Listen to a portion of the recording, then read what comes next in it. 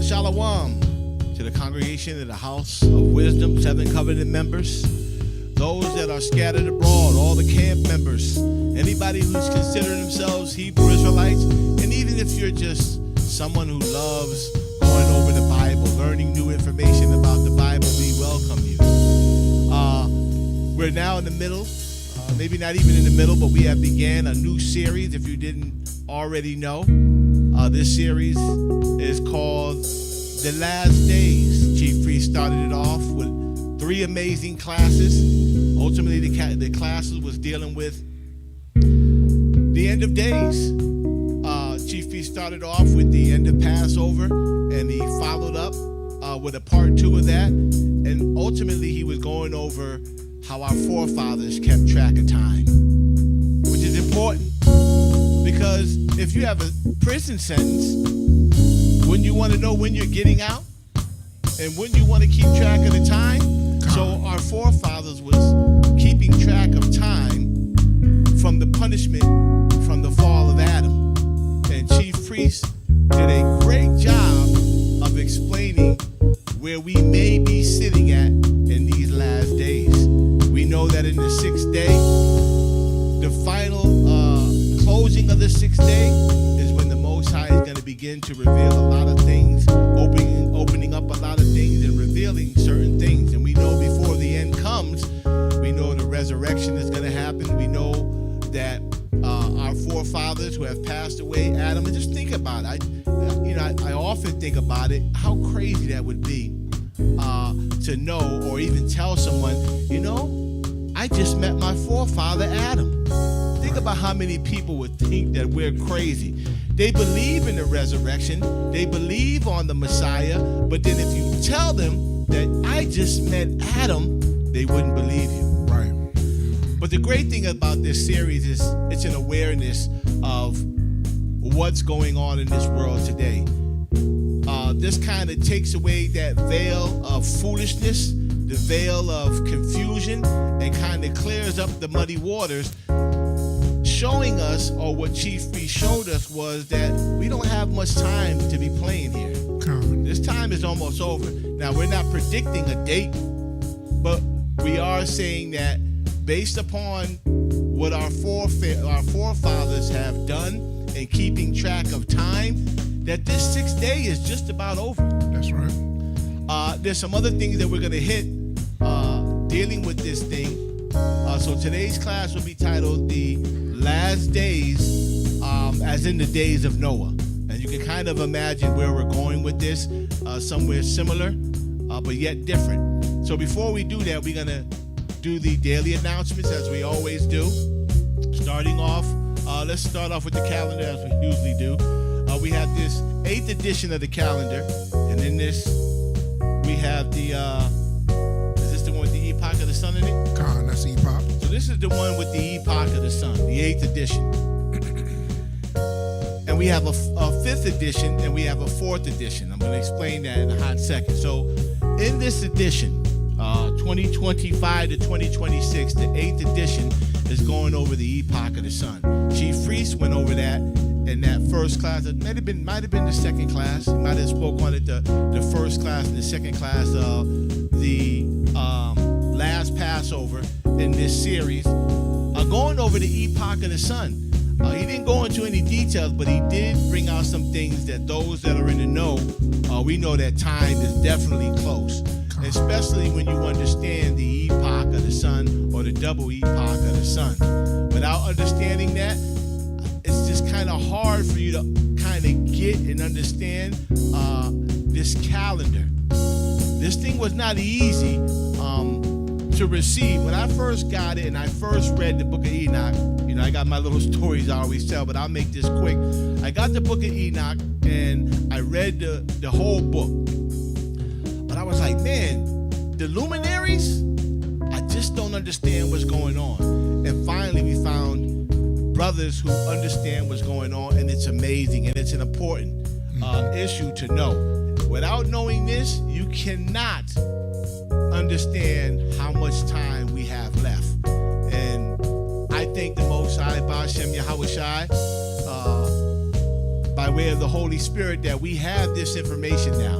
And having this information, as Chief Priest always brings out, when the Most High gives you something, he's ready for you to start using it. Con. He don't want you to say, yeah, I know about the epoch of the sun, but you don't use it. Yeah, I know about the calendar, but you don't use it. Right. So when the Most High gives you something, he's giving it to you so that you can use it. So in this 8th edition, we have the epoch of the sun. We have the 5th edition, which is the calendrical study guide. That thing is the thickest calendar that we have, but it's chock full of information, wisdom, and knowledge that I'm telling you, you will not be able to find that anywhere else out here. I'm not saying that I've searched everything and I've looked for everything, but I've done my share of research and checking out camps and checking out different folks who call themselves intellectual, and nothing has compared, in my personal opinion. We're gonna keep it there so nobody don't start barking. In my personal opinion, there's nobody that comes close here to the House of Wisdom. And I thank the Most High for the House of Wisdom and this information that he's giving us in the last days. Yes. And we also have the 4th edition, which has the Tree of Life. Yep. And out of all the camps that I've been to, you rarely, if not at all, I don't think I'll even remember. Maybe in my years I might have heard it one time, but I doubt it. I doubt it highly, even on a small level. Even was given the information about the Tree of Life right here in the scriptures, and we didn't even know it. Right. It's bringing out the menorah, but it's going deeper than that. I'm just going to give you that. And maybe the Most High will put something in you that you can go out and do the research in the scriptures yourself. But it's amazing the information that's being brought out. And there's no way that Chief Priest, Yaradan, or any of us can get this information unless it was the Holy Spirit by way of the Most High. So I give thanks to that. So the calendars are something you want to be able to purchase, not just for the calendar dates and the feast of the Most High, but the information in it. It is impactful and it is necessary to understand. So moving right along, we have also something else that is impactful, something else that also is life-changing. And this book has been in production for at least 20 years now. And if you read it, it's still relevant to today. This book is called Messianic Faith. It's not what you think. If you think you understand what faith is and you haven't heard it from the House of Wisdom, you don't know what faith is until you've read this book. And it's, when I say it's an easy read, when I got it, I read it, I could barely put it down. I thank the Most High for this, Chief Priest, the House of Wisdom. So yes, this book here is life-changing, as well as going into the priesthood. We have the AP6 pool. Is it the pool now or the AP6 candidate? Hands up. Well, yes, candidate. Go ahead. Yeah. AP candidate. If you feel like, you want to give the priesthood a go, to come in and learn the rigmaroles of the priesthood, and to be a part of this battle. I mean, we're all a part of the battle when we come into this knowledge, right? But the priesthood are the ones that execute the damaging blows to our enemies. And who is our enemy? Hasatan. There we go. There's no nation here at the House of Wisdom is our enemy. As the brother that I came up with from out of One West, he used to say this all the time after he found scriptures to show that the other nations can come in. It's always been that way. So if anybody's teaching that the other nations can't come in, that's not true. But he used to always say, true. And some of you who's from the old school, your cousins are coming in. Yeah, they are cousins. They are family. Noah had his 3 sons. They were all family. And we've got separated from that throughout the years. So the enemy is not these nations. The enemy is Hasatan. Okay. So if you want to be a part of the priesthood, it's a rigorous, I've always called it when I came here, this was like a college course. I've never been to college, but I've been to other schools that did kind of college-like work. for a shorter period of time, but the work was extensive. This is what it reminded me of. This is no play. This is something that, when I first came in, these different Israelite groups, everybody always have a class with accelerated learning. And after a while it gets redundant because for the most part, a lot of guys, you don't really do anything with the knowledge that you've gotten from these guys. And on top of that, other things that they're teaching, you really never, at least I'll speak for myself, really never done anything with that information. But here with the priesthood, it's like you learn the rigmaroles, the duties of the priesthood, and then you come into the priesthood and you go to work. Yes. There's work involved in here. Imagine getting up every day at 2 o'clock in the morning to prepare for a 3 o'clock oblation, or for a 4 o'clock, or 6 o'clock, or even at 12 o'clock, even going up to the 2 o'clock every day, year after year after year.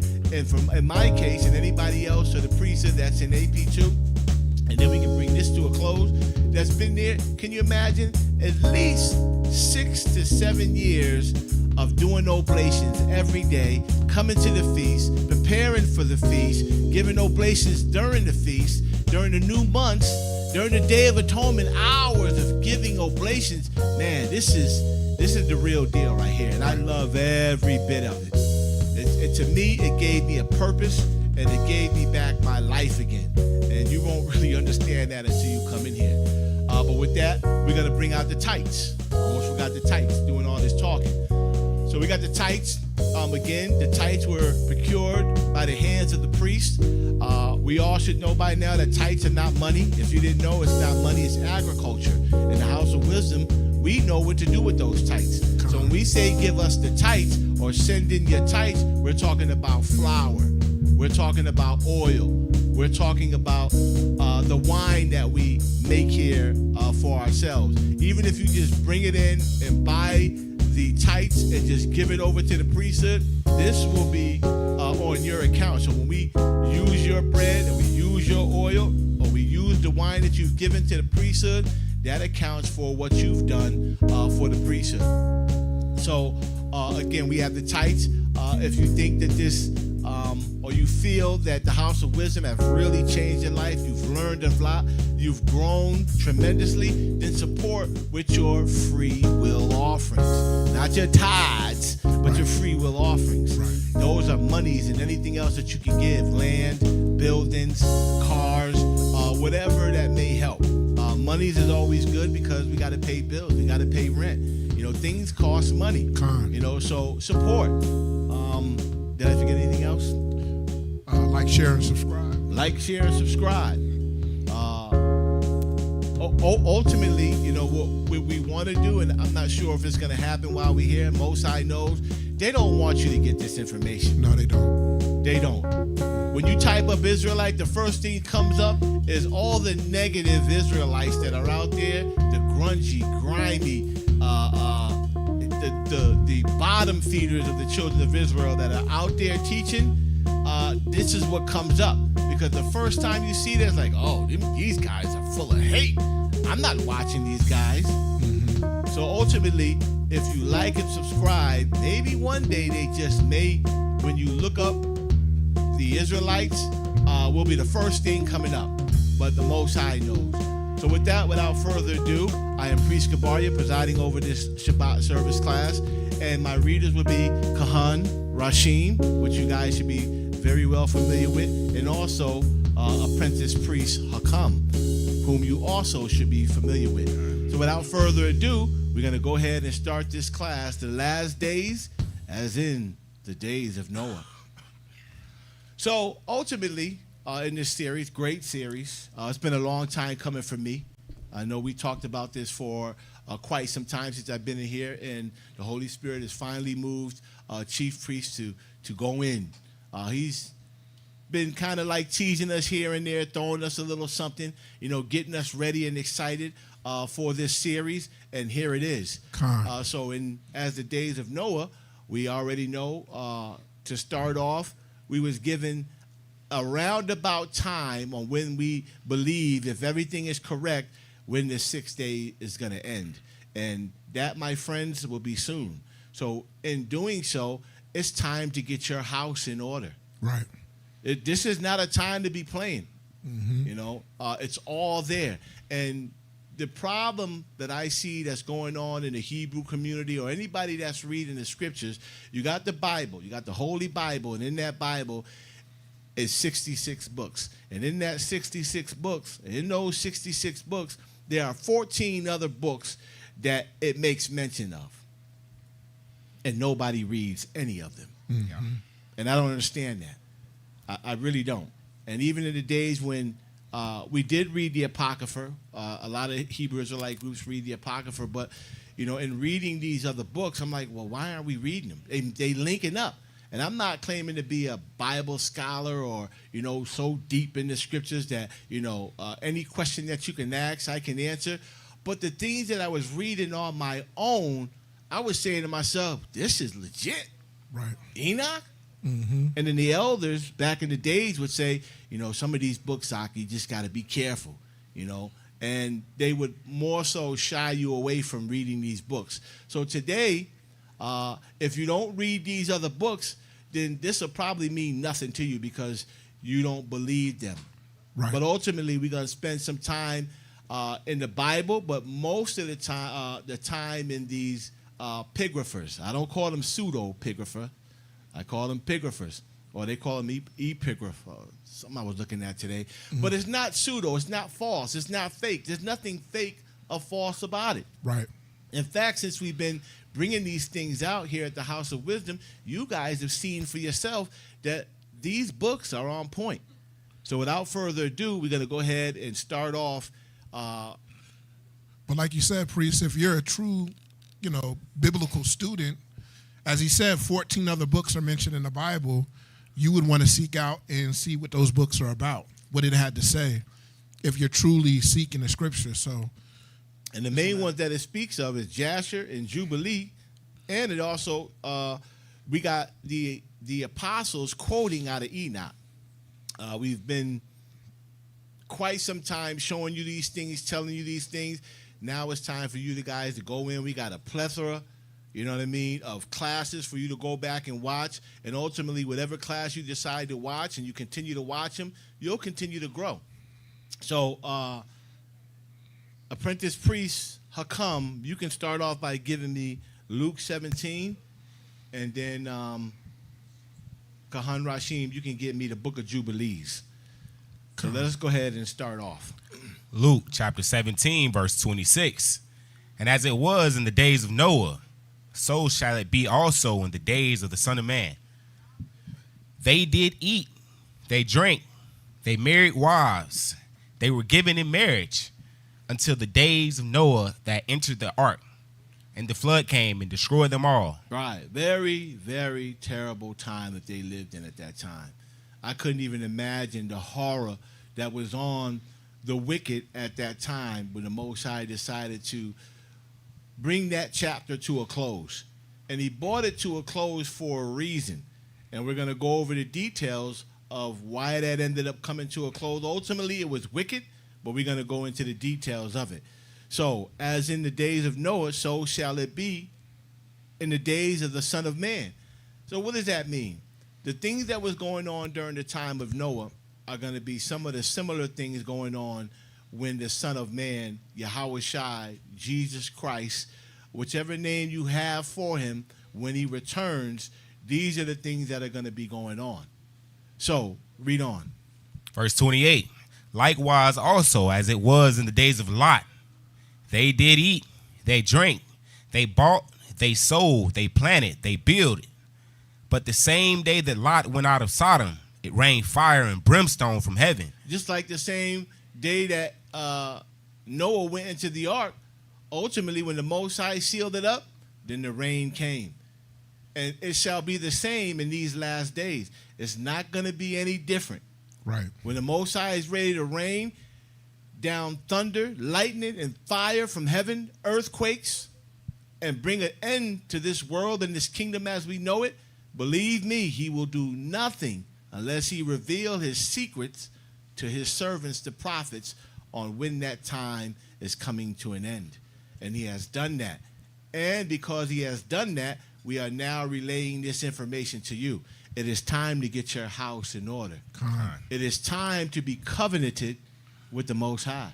If you're not in covenant with the Most High, and we're not talking about being covered with the blood of Jesus the Christ. Right. We're not talking about that. We're not talking about being washed by the water, meaning by the word, meaning Yahweh, the words of this book. That's not what we're talking about. A lot of people think that baptism is just reading the word. This is not what we're talking about. Yeah. Mm-hmm. It is crystal clear on how we should move in these last days. Yeah. There's no secret to it. But some folks, because they've been indoctrinated with muddy waters, they can't see clear. This is why the Most High has set us up last. So we can show you these things and you can be able to see through this muddy waters.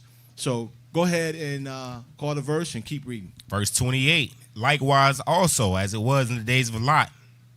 It's like it. Verse 29. But the same day that Lot went out of Sodom, it rained fire and brimstone from heaven and destroyed them all. They were destroyed because of their wickedness. Come on. There was nothing righteous about those in the city of Sodom and Gomorrah.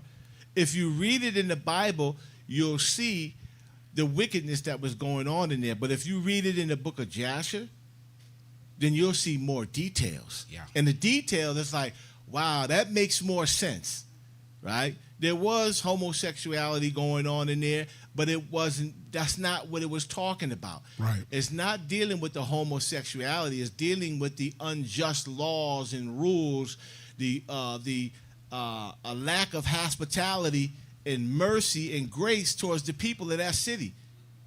For all intents and purposes, it was like America. What's just about America, really? Right. This whole place is built on blood and injustice. Yeah. And now you're going to think it's righteous. It's built on the same principles as the days of Noah, those that were living and ruling then, and also those in the city of Sodom and Gomorrah, and any city that the Most High destroyed. It was because of wickedness. And can I add something, Priest? Go right ahead. And one of the biggest things is Sodom and Gomorrah was in covenant with the Most High. That was the leading reason on why it was destroyed, because they went away from doing the will of the Most High. And I know a lot of you guys are not going to understand that, especially of the Hebrew constituency, is because you don't read the other books. I'm telling you, and I'm saying it with all sincerity. If you start, listen, if your leaders tell you not to, then you go ahead behind their back and you go ahead and read it for yourself. Because I'm going to tell you something. Your leaders cannot save you. Yeah. They can't even put in a good word for you. Con. Sorry to tell you that, brother. Your best bet is to trust in the Most High and start reading for yourself so you can see exactly what the brother was talking about. Because it's all there, but you have to step outside of that box. So go ahead and finish that up. Verse 30. Even thus shall it be in the day when the Son of Man is revealed. So when Yahweh is revealed, when the priesthood is revealed, when all these things start to come to pass, as was spoken about through our forefathers, Daniel spoke about in the last days, knowledge shall increase. That's right. A lot of brothers think it's technology. It's not talking about technology. You think Abba cares about this technology? He don't give a rat's behind about this technology. Con. It's about the knowledge of the Heavenly Father being increased. Daniel didn't understand the final leg of the prophecy. The Most High said, don't worry about that. That ain't for you. Mm-hmm. Seal it up, Daniel. It's for the brothers at the end of days. So this knowledge that's increasing is being increased by the Heavenly Father for us in these last days. So, Rashim, go ahead and hit the book of Jubilees, chapter 5, and we're going to read 1 through 11. Con. And it came to pass when the children of men began to multiply on the face of the earth, and daughters were born unto them, that the angels of Abba Yahweh saw them on a certain year of this Jubilee, that they were beautiful to look upon. So now we have the beginning of Adam. You say, why are we starting here? Because we want to give you a full understanding on what happened during the days of Noah, who these men were. Who were these men that caused this great wickedness to come upon the earth? Now, the majority of the world thinks it's the fallen angels that fell from heaven. Right. You know, they came against the Most High, and the Most High caused them to fall, and they were the ones that slept with the daughters of men and caused all of this wickedness. All of that is a lie. It is untrue. And Most High willing, we're going to prove it. These individuals that fell, that came down with a reason for this wickedness, and there's a reason why this wickedness was so profound. So go ahead and call the verse and read. And I want to add, priest, yeah, and if you definitely just reading Genesis, you definitely going to err from what the truth is. Jubilees chapter 5, continuing in verse 1. And they took themselves wives of all whom they chose, and they bare unto them sons, and they were giants. See, that's why they had the giants, because these were the angels, and they shouldn't have slept with men. And that would be wrong too, but we're going to clear it all up today, the Most High willing. But let's go. Verse 2. And lawlessness increased on the earth. What increased? Lawlessness. When these guys fell, wickedness began to increase. Lawlessness began to increase. Let's read. And lawlessness increased on the earth, and all flesh corrupted its way. And all flesh corrupted its way. Go ahead. Alike men and cattle and beasts and birds and everything that walks on the earth, all of them corrupted their ways and their orders. So even the birds and the beasts, they were all corrupted by these certain group of individuals. Right now, we're just going to stick with what you think is the theme, these angels. But I told you from the onset that was false and that was a lie. But we're going to go ahead and read on. Go ahead. Continuing in verse 2. And they began to devour each other, and lawlessness increased on the earth, and every imagination of the thoughts of all men was thus evil continually. Evil continually. And it only got worse at that time. Now, in today's time, it's even worse than it was then. But we're focusing on then, the days of Noah. And then we're going to get to today. Go ahead. Verse 3. And H.O.W looked upon the earth, and behold, it was corrupt. Fully corrupt. And all flesh had corrupted its orders, and all that were upon the earth had wrought all manner of evil before his eyes. And he said that he would destroy man and all flesh upon the face of the earth, which he had created. But Noah found grace before the eyes of the Most High H.O.W. And this is saying nothing different than the Bible, the 66. It's giving a little more details, and as you see as we go along, more details is going to come out, and your understanding is going to be broadened. You'll no longer be looking through a straw hole to figure out what all this is. You'll now be looking through an open glass and see a little bit more clear than you was able to see yesterday. Let's go. Jubilees chapter 5 and verse 6. And against the angels whom he had sent upon the earth, he was exceedingly wroth. And he gave commandment to root them out of all their dominion, and he bade us to bind them in the depths of the earth. So the Most High bade the angels to bind them. Where have we heard that before? Noah had binded them. We have brought out scriptures where Noah gave up that sin offering to get rid of these evil spirits of sin. So here, now, physically, right? And I say physically because what you think is a lie. Angels can become physical, but they have a nature where they can become physical, but also become spiritual. Where the men that are on the earth can only be physical, carnal. Right. So he gave them commandment, the angels, to root out these evil ones and all their dominion. And he bade them to bind them up. Not like Noah, but in another way. But let's go. And he bade us to bind them in the depths of the earth. And behold, they are bound in the midst of them and are kept separate. Right. And we read that, but we're going to go over it again. Let's go. Verse 7. And against their sons went forth a command from before his face. Because when they fell, they had children, their sons being the giants, the Most High was against them too. The Most High looked at that creation that they brought forth as their children as an abomination whatsoever. So let's read.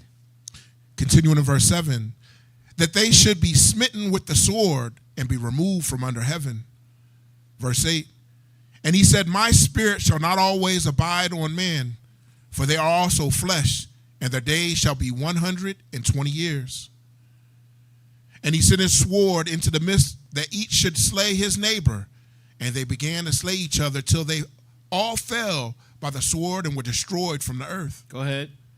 And their fathers were witnesses of their destruction. Right, because their fathers, physically, their fathers saw their destruction.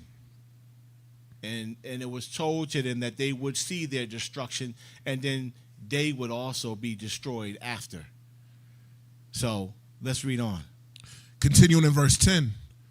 And after this they were bound in the depths of the earth forever, until the day of the great condemnation, when judgment is executed on all those who have corrupted their ways and their works before the Most High Abba Yahweh. So if you wasn't keeping these commandments, these laws, and these statutes, you're going to end up being punished with them. Con. Most High willing, you know, that concerted effort that we speak about during the 1,000-year period, our family members and loved ones, by the will and the grace of the Most High, possibly can come up through the second resurrection. And some of them may not even make it, and some of them will. It depends on who these individuals are.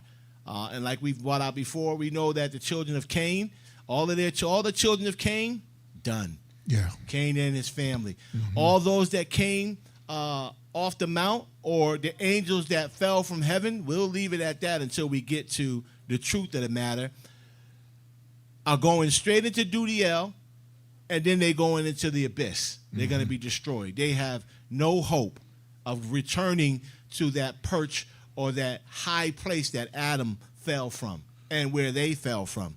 So finish that out. Jubilees chapter 5 and verse 11. And he destroyed all from their places, and there was not left one of them whom he judged not according to all their wickedness. None of them was left. They were all bound up and they were all destroyed. All the giants ultimately, but then also their fathers who had created such an abomination. Did you finish that up? Con. So now let's go to Genesis. Genesis, the 6th chapter, and we're going to read 1 through 9, because it's telling you the same thing, but it's lacking the details. Mm-hmm. So I brought this here so you can kind of see that it's really not saying anything different. It's just giving Jubilees, and then Enoch gives a little bit more details, and then we go into the book of Adam and Eve, and bang, that just closes the deal. Mm-hmm. But if you don't read it, you'll never know. You'll never understand. And your understanding is small. And ultimately, if I see you or we ever have a conversation on the street and I know that all you read is the 66 books, it's like I know exactly where I need to begin, way at the bottom. Because if you don't read those other books, some of the stuff that you hear from our mouths, you will not understand. You'll be scratching your head like, what? Where's that? Yeah. And then ultimately, when we show you, you'll be amazed that this thing was hid. But it was done purposely. Abba knows what he's doing. And in these last days, the men and the women that are supposed to receive it, they will receive it. So let us go to Genesis. Genesis chapter 6, verse 1. And this is all you have to go on. And this is why I don't recommend you just read the Bible. You got to go outside and read other things. Like I said, these leaders, not one of them can save you. Not one of these leaders that are out here can save you. And neither one of them can put in a good word for you. So I wouldn't worry about your leaders. I would worry about your own salvation and the fear of the Most High. Because if he's showing you something, at least take the time to go and look into it. Hell, you did it for basketball, football. You did it for the Atlanta Housewives. So why can't you do that for the Most High? And can I add something, priest? Go right ahead. Salakia. You know, they always say you can't let your oppressor educate you. Yeah. Because he's not going to educate you fully. Because you'll get to the point where you'll overtake your oppressor with the knowledge that you have. It's the same thing with this. If you know Christianity is not of the Most High, right? And I'm speaking to, you know, Israelites, those that profess to be Hebrews. And you see that Christianity is saying, hey, you just read the 66, and that's all you need to read. Well, where is that coming from? Yeah. That's not coming from Israel. That's coming No. from the nations. Yeah. Your oppressors are telling you, look, just stick with this. Don't go beyond that. But again, if you're being genuine, you can't be disingenuous. You got to be honest with the script. Read these other books. Don't listen to what your oppressor is telling you to do, because that's where that voice is coming from. It's not coming from any other place but that. Yeah. Yeah. Yeah. And also, to show you how foolish these people are, you have went through great lengths to hide the truth and to even teach your own people lies. All across the board, teaching them lies rather than to teach them the truth. And ultimately now, because I've been walking in this walk for a very long time, I've seen a lot of things take place, and I have never seen, like I'm seeing now, the truth about certain things that are coming out, and it's just coming out. I don't even know how to say it. It just seems like everybody is waking up to a lot of things that are going now. I won't bring it out too much right now. I'm kind of tired of talking about them penguins. Con. We're just going to move on from that. But everybody is finding out the truth about what they did, who they are, and what's getting ready to happen to them. So, Genesis, Hey, what you guys are reading. Before I bring out that Genesis, I want to bring out there's a chapter in Second Esdras. Second Esdras chapter 14, I believe. Ezra is given like instructions to write certain books or lost scriptures in the last days, and we see in 40 days he had 5 men scribe 204 books, and it said in the scriptures of these 204 books, 70 of these books were supposed to be set aside for the wise. And the wise are those who are looking for this deeper understanding that we bringing out now. Yeah. If you, like you said, are hell bent on these 66 books that they gave us, it says, I'm gonna read it. This is Second Esdras chapter 14 and verse 45. It says, it came to pass when the 40 days were filled, then the highest spake, saying, the first that thou hast written, published openly, that the worthy and the unworthy may read. Yeah, the worthy and the unworthy may read. Right. But verse 46 says, but keep the 70 last, that thou mayest deliver them only to such as be wise among the people. So in other words, you got to put in the work. Right. If you're not putting in any work, you're not going to get that wisdom. Con. You have to come in and put in work. You're not just coming in and saying, I'm covered in the blood and I don't have to do nothing but wait on Jesus. Right. That's just, cut it out. That's dangerous for your salvation. And I hate to keep hearing it, because to me, when you really understand and know, that's just like you reading Cat in the Hat. Yeah. Why are you reciting Cat in the Hat to me? I don't want to hear that. That's pure foolishness. It's fairy tale. It's fake. It's Mother not Goose. real. Mother Goose, Dr. Seuss type stuff. It's not real. Yeah. And when you start speaking that, it shows me how low you have fallen. And our job is to help pick you up, not to make fun of you, right? I know we have a lot of fun when we come up here and we do these teachings, and some of these things are funny, but it's not to make fun. It's to wake you up so that you can see the severity of the lies that they have told. And if you're serious about the Heavenly Father and salvation, you'll come up out of that foolishness. Con. We don't have time to be playing. We have to get our house in order. These are the last days. And you got something? yeah, I'm gonna just finish up that. Go right ahead. Second Yep. Esdras. This is verse 47. It says, for in them, which are these 70 books that are put up for the wise, it says, is the spring of understanding, the fountain of wisdom, and the stream of knowledge. Wow. So get in these lost books, man. This is how you're gonna get the understanding. If you only reading the 66, you're gonna be lost. Yeah, and that's the Apocrypha, right? Right. We're not talking about Jubilees, Enoch, Jasher. We're talking about the Apocrypha that was once a part of the Bible. They took it out. In fact, I still have an old Quaker English Bible that's written in the old Quaker English with the Apocrypha still in it. So that ought to tell you something. If that used to be a part of the Bible and they took it out, you should be asking, why? Why did they take that out? I'm going to go ahead and read that, because there's a reason why they took it out, and you should want to know why. One last thing, priest, Yeah. just add on that. And even the wicked priesthood, we know who that is. Their leadership or their priest have the Apocrypha in their Bible, but they tell their parishioners, no, you don't have the Apocrypha. You just read the 66. Yeah. That should let you know something. Yeah. So let's go ahead. Are you finished with that?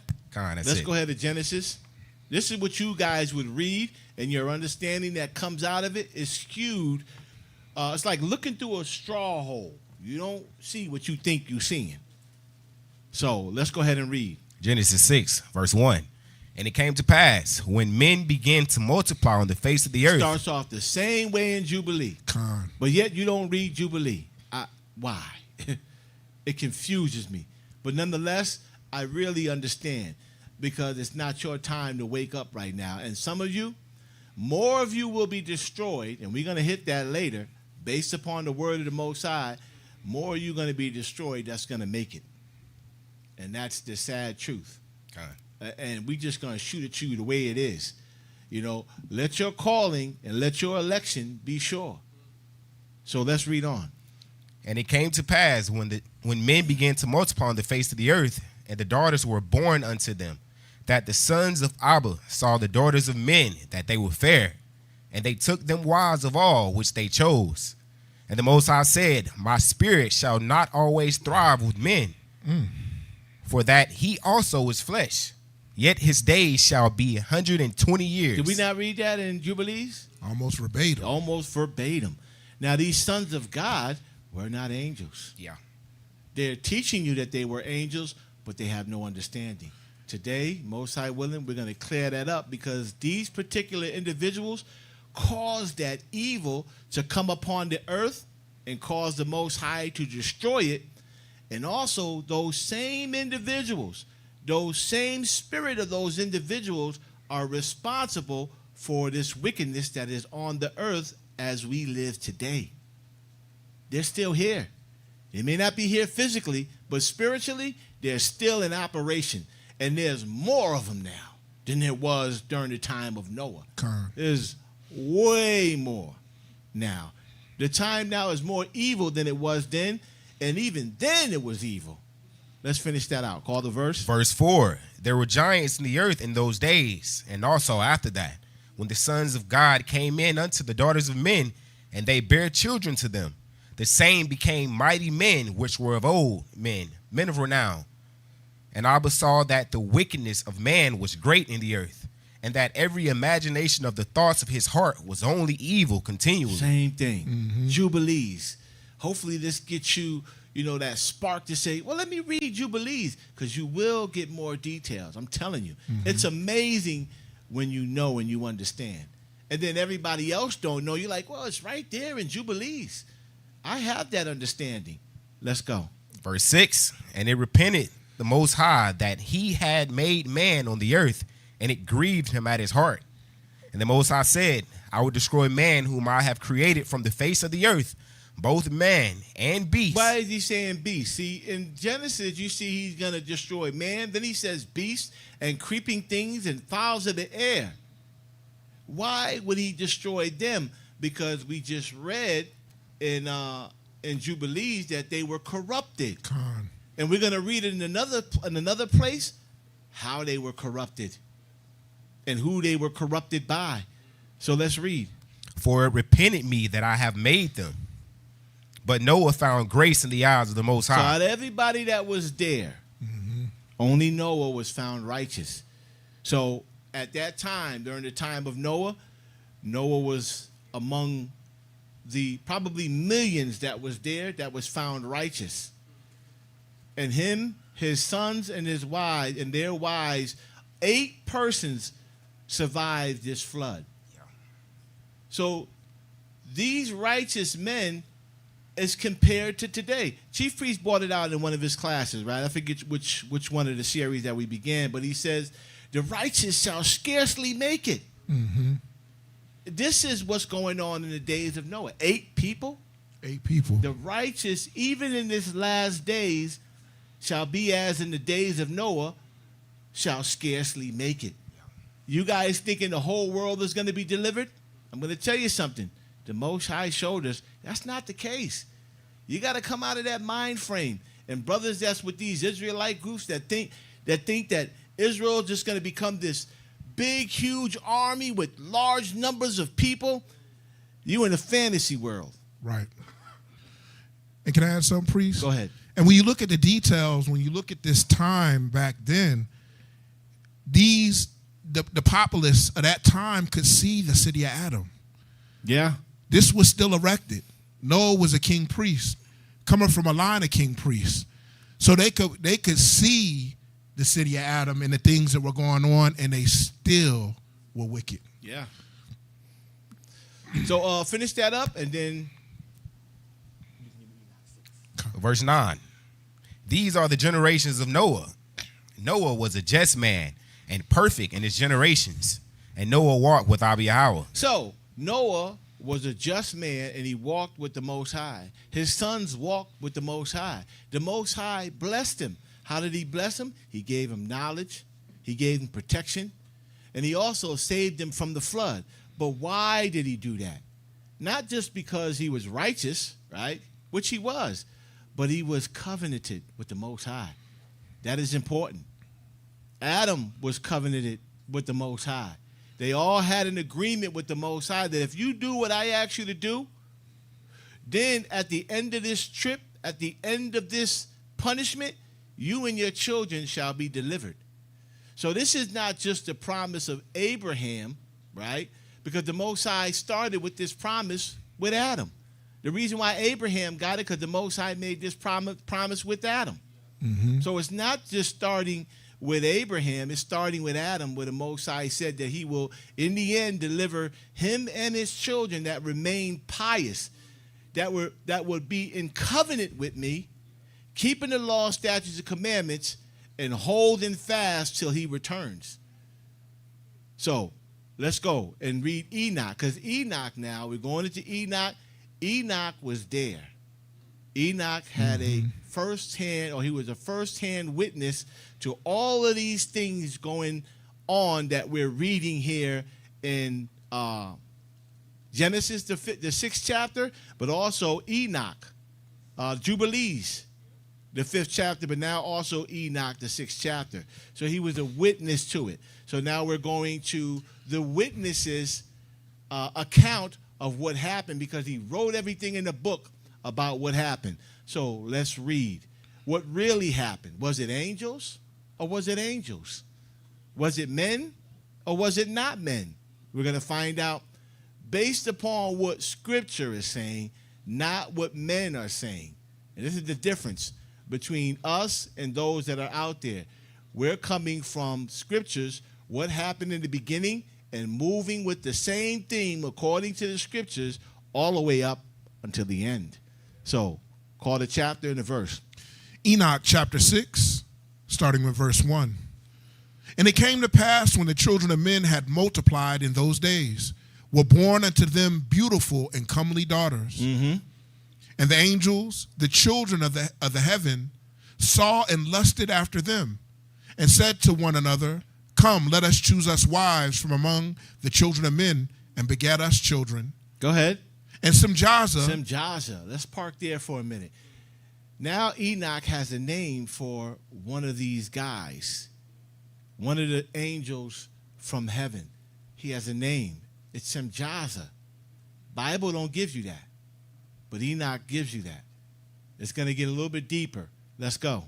Continuing in verse 3. And Simjaza, who was their leader, said unto them, I fear ye will not indeed agree to do this deed, and I alone shall have to pay the penalty of a great sin. So he was ready to come off of, or come out of the covenant. Let's put it this way now until we get to that particular part of the story. They was willing to become uncovenanted with the Most High, which is crazy. He told you, do not go down and deal with the daughters of men. And in this case, they decided to go against what the Most High had said, and ultimately becoming uncovenanted with the Most High. But let's read. Verse 4. And they all answered him and said. They all answered. So it was a group of them. Enoch gives you the number. But there was a group of them that actually fell. They fell from their high perch, from being in favor with the Most High to now falling out of favor with the Most High because of what they're planning and plotting to do. And they were already warned not to do what they're getting ready to do. I don't want to kind of give it away right now, so I'm speaking a little bit in circles, but you get the point. Let's go. Continuing in verse 4. And they all answered him and said, let us all swear an oath and all bind ourselves by mutual imprecations, not to abandon this plan, but to do this thing. Let's not abandon it. I don't want to be the only one being punished by going down off of this high perch and frustrating the grace of the Most High. At least if we all do it, how is the Most High going to punish all of us? Is he really going to punish us all? So let me not be the only one, and let us all go together, and we can all deal with whatever may come later. Who knows? We might be able to go down and have some fun with these women and these other men, and then be able to come back up. But let's read on. Enoch chapter 6 and verse 5. Then swear they all together and bound themselves by mutual imprecations upon it. And they were in all 200 who descended in the days of Jared. They descended in the days of Jared, right? So we talking about Jared. We talking about, what's it, Noah's, was it his grandfather or his father? I don't remember right now, but I know Jared was, but even though Noah came after Jared, but this is talking about, I think, 2 generations or maybe 1 generation from Noah, right? So they came during the time of Jared. So Jared might be, I think I wrote it down in my book somewhere. I think he might be number 6 or number 7. Number 7. Yeah, he's number 7. So look at all the time that transpired, right? Before these particular angels fell from heaven. All of this time transpired, and then they fell during the time of Jared. Well, the book of Adam and Eve is going to clear that up. That's why it's amazing. But this happened during the time of Jared. Go ahead. Continuing in verse 4. Who descended in the days of Jared on the summit of Mount Hermon. Who descended in the days of Jared on the mount or the summit of Mount Hermon. They were on Mount Hermon. Angels don't dwell in mountains. Con. Men dwell in the mountains. Angels dwell in heaven. There's a clue right there that what you've been taught is already a lie. Hopefully that piques your interest and you'll stick around for a little bit longer because there's more to learn. Go ahead. And they don't have to walk. Yeah, exactly. Yeah.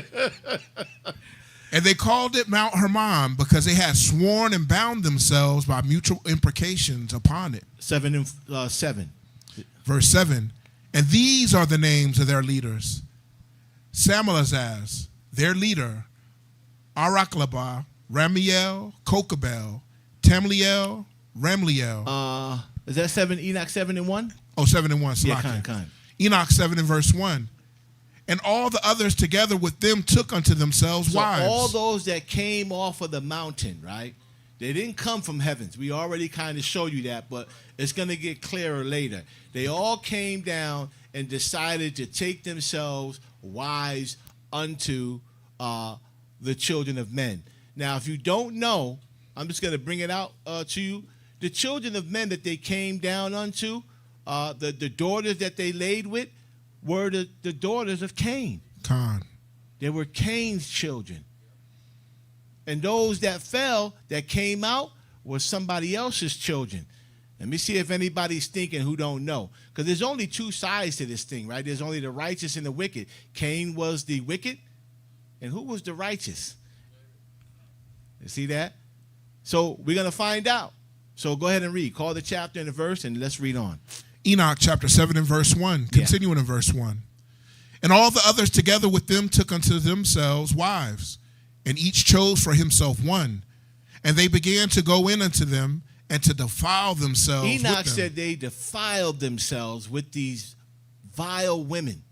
Now these women, in the eyes of these brothers that fell, that came off of the mount, they were beautiful in their eyes, but they were vile. They were an abomination. And all the children of Cain were slated for Dudiel and then to the abyss. They were warned many a times not to go down and deal with the children of Cain. We're going to see that. During the time of Jared, during the time of Seth, they were all warned not to deal with Cain's children. And these particular men came down, 200 of them, and started laying with the daughters of Cain, an abomination. And they were warned not only from their father Jared, but they were also warned from Adam and Seth and Enos, Methuselah, Canaan. I know they're probably not in order, but nonetheless, let's read on. Continuing in verse 1. And they taught them charms. And they taught them what? Charms. Charms. Is the Most High teaching us charms? It sounds like witchcraft to me. Oh, yeah. Yeah. So these angels, these men that came down off of the mount, started teaching them witchcraft, charms, and enchantments. Go ahead. And the cutting of roots, and made them acquainted with plants. So they're teaching them wickedness and how to do wickedness. And we'll get into the details of that a little later, but let's go. Verse 2. And they became pregnant. And they became pregnant. Go ahead. And they bare great giants, whose height was 3,000 ells. Go ahead. Who consumed all the acquisitions of men. And when men could no longer sustain them, the giants turned against them and devoured mankind. Doing more wickedness. Cannibalism. Eating the men, drinking blood. They were bloodletting and bloodthirsty. And the Most High said, these jokers got to go. They're an abomination. They're more an abomination than their fathers are. So let's read. Verse 5. And they began to sin against birds. And they began to do what? Sin against birds. They started doing things against the birds. This is why the Most High said, I got to kill the birds. I got to kill the cattle. I got to kill every creeping thing, because these individuals began to sin against the birds. Go ahead. And beasts, and reptiles, and fish, and to devour one another's flesh, and drink the blood. Then the earth laid accusation against the lawless ones. So the blood of these men were crying out to the Most High that this wickedness must stop. And these guys are treacherous. They're evil, and they're wicked. Abba, help us. Let's go. Let's go to 8 and 1. And Azazel. Now we got Azazel. There's another name given. There's many names.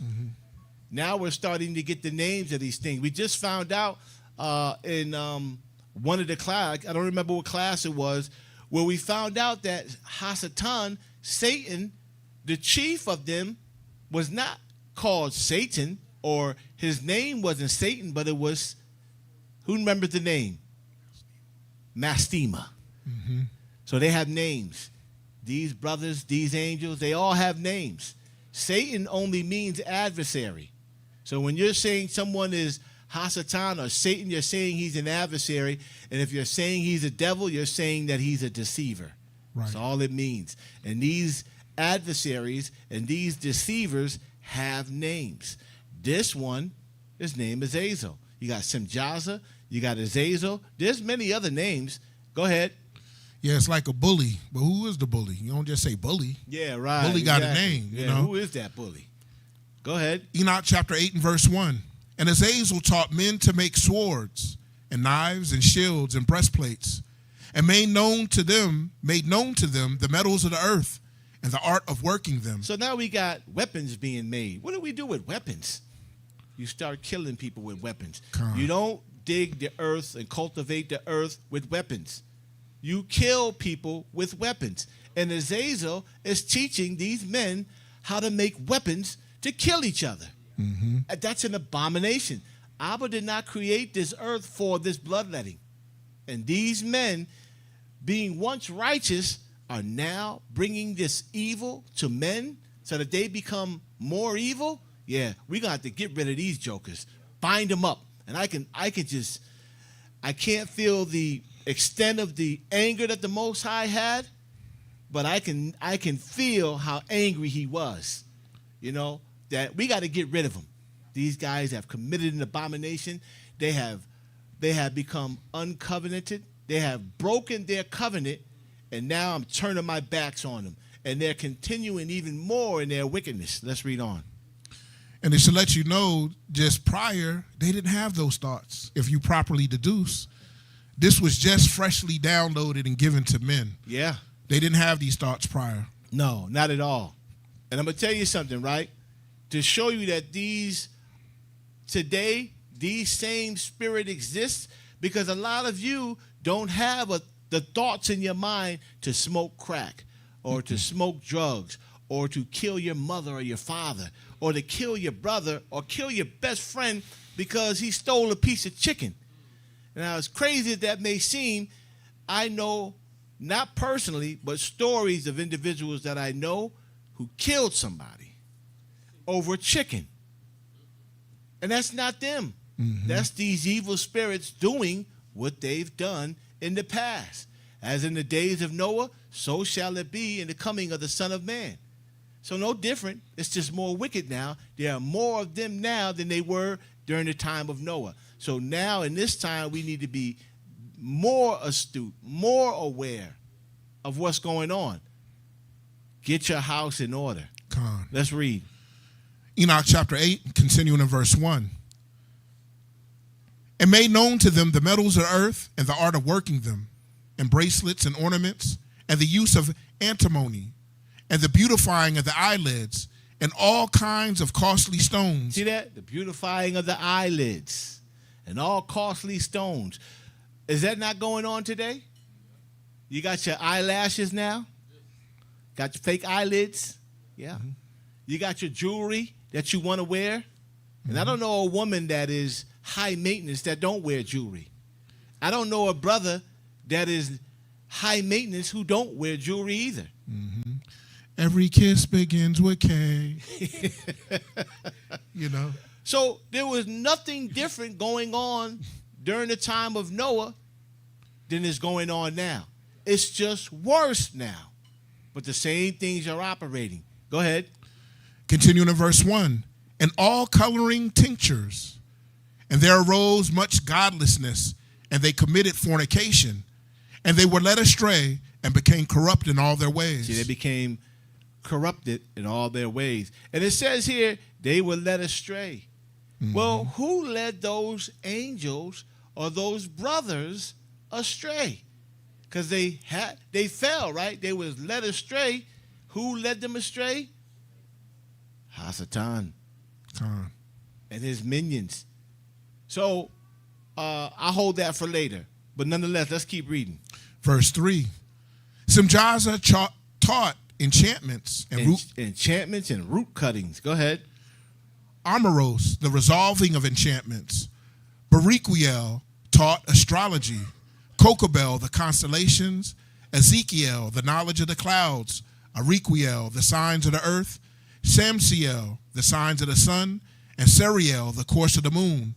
And as men perished, they cried, and their cry went up to heaven. And notice that he's teaching them the course of the moon. It didn't say anything about the course of the sun. These guys have went off totally into their witchcraft. And you see there were many of them. It wasn't just one. There were several of them. So let's go now to the book of Adam and Eve, which we can get this story even a little more defined and clearer. Most High willing, you'll be able to see it and then be able to move forward with this new information.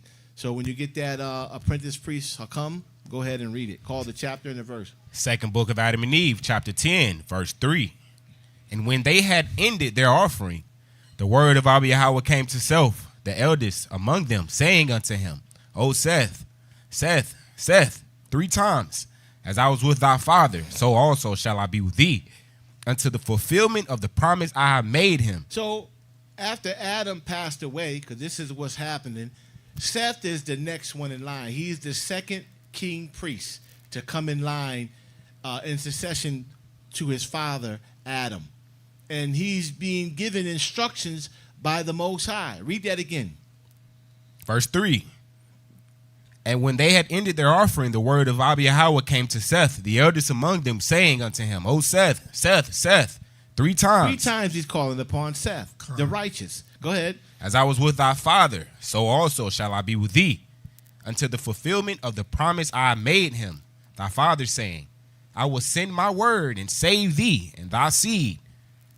But as to thy father Adam, keep thou the commandment he gave thee, and sever thy seed from that of Cain thy brother. So the Most High is telling him, right?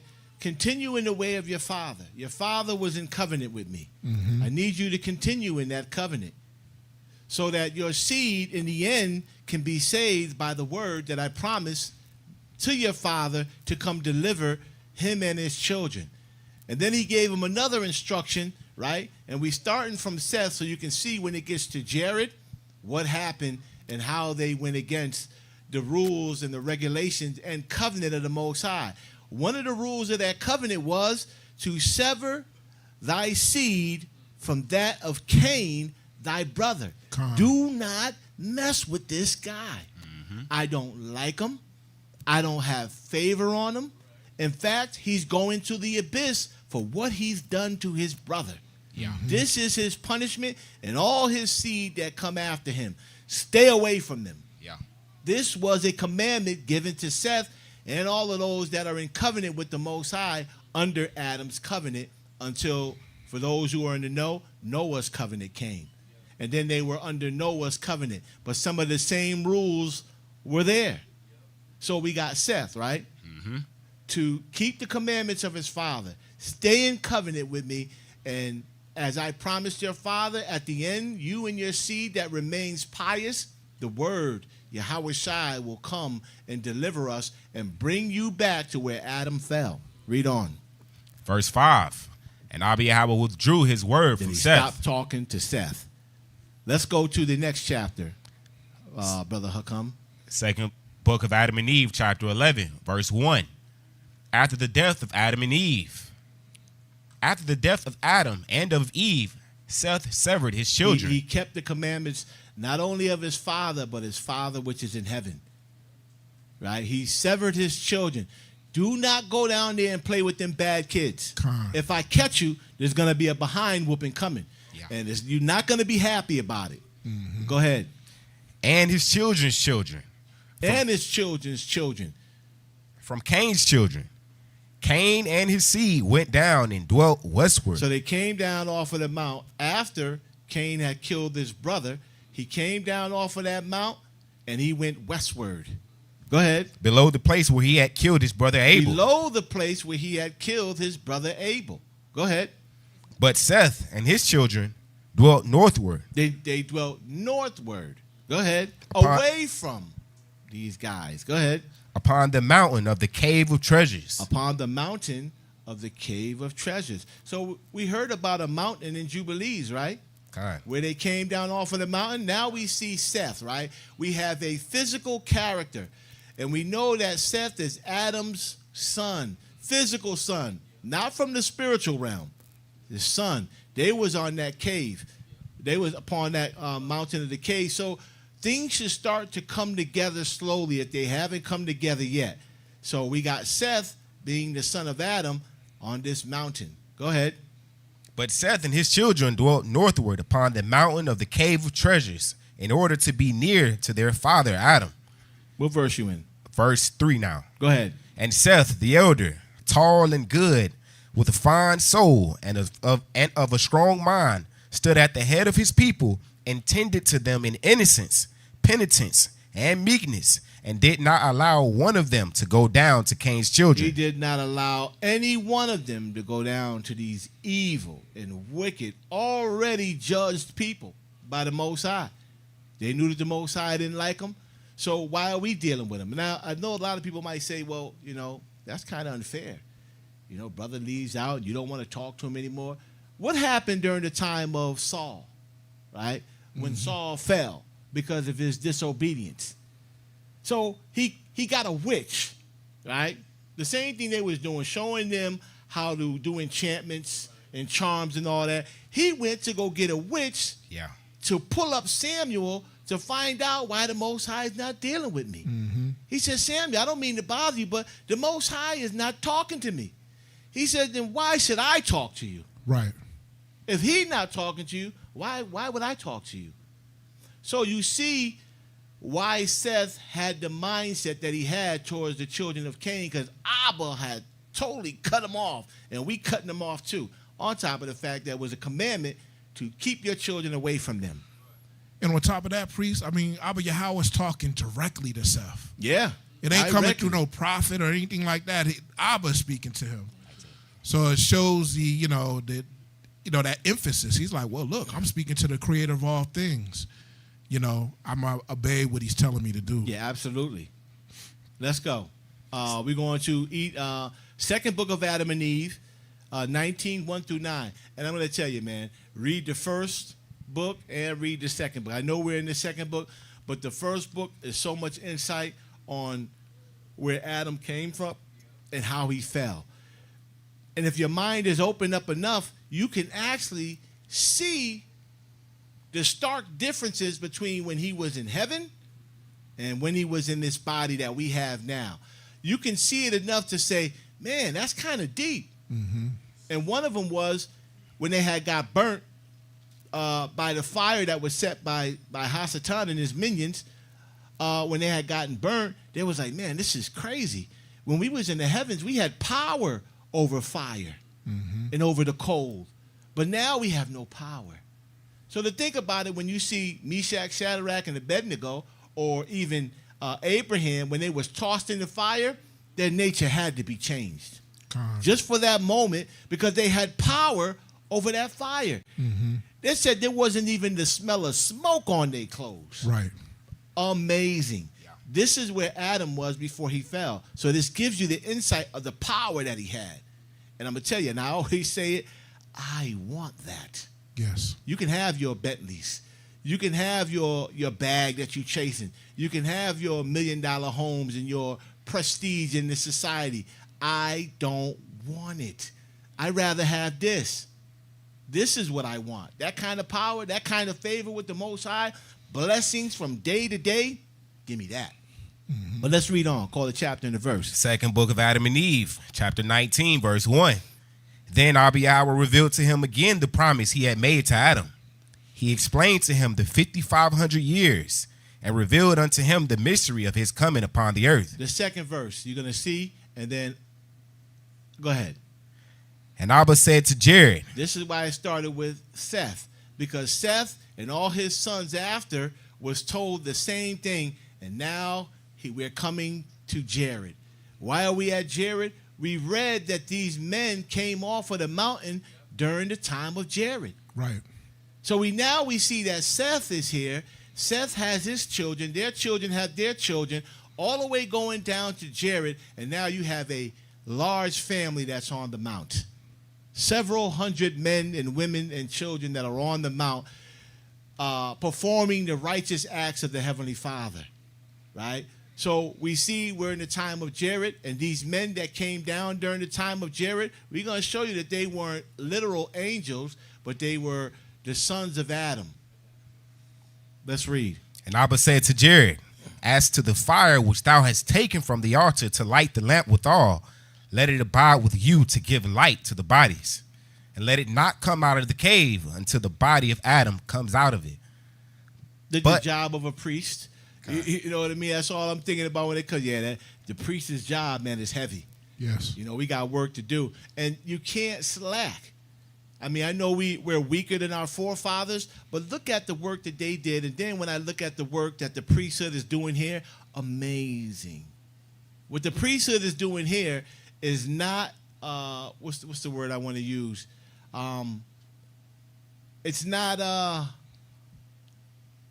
normal. This is abnormal, right? And the reason why I say abnormal, because a priest would have a month of duties, and then he would be off, and then a whole fresh amount of priests, I think it was $12,000 a month, would come in, probably even more, would come in and give those priests that worked all month a rest. The priesthood here, we've been working years straight, every day. Coming to the feast, doing the work, giving the oblations every day. So this is not normal. There's another word I'm looking for, but I can't bring it right now. So this is not the normal behavior of a priesthood, but because we're in the beginning stages, the Most High needs strong and willing men that are willing to come in and do this work day by day by day by day. Ultimately, when the priesthood becomes larger, we'll have the priesthood and the night watch, and that will be an amazing thing. I would love to be able to see that while we're here before the Most High comes and deliver us from this mess. But call the chapter and verse. So now we're in the time of Jared. Go ahead. Second book of Adam and Eve, chapter 19, verse 3. But, O Jared, take care of the fire, that it burn bright in the lamp. Neither go thou again out of the cave, until thou receivest an order through a vision, and not an apparition, when seen by thee. Verse 4. Then command again thy people not to hold intercourse with the children of Cain. We're coming up to the time of Jared now, right? And it's still the same.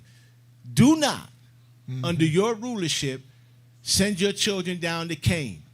Be as your forefathers were before you, and keep them away from that family because of their wickedness. Let's read on. Verse 4. Then command again thy people not to hold intercourse with the children of Cain. And look what it says. It's telling them not to just hang with them, but it said, do not have intercourse with them. Right. Because if you lay down with them, your children are going to be an abomination. Yeah. So they were warned.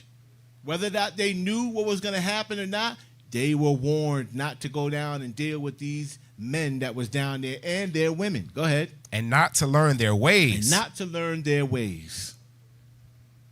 For I am Abba, who loves not hatred and works of iniquity. Go ahead. Verse 5. Abba Yahweh gave also many other commandments to Jared and blessed him, and then withdrew his word from him. Right. So he went on, gave them those commandments, gave them that warning, and then he withdrew his word from him. Go ahead.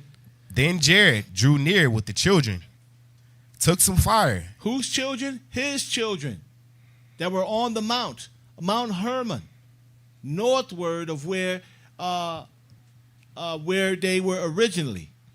Because it said, the scripture said they separated, he went north, and then Cain and his children went west. But let's go. And came down to the cave and lighted the lamp before the body of Adam. And he gave his people commandments, as Abba had told him to do.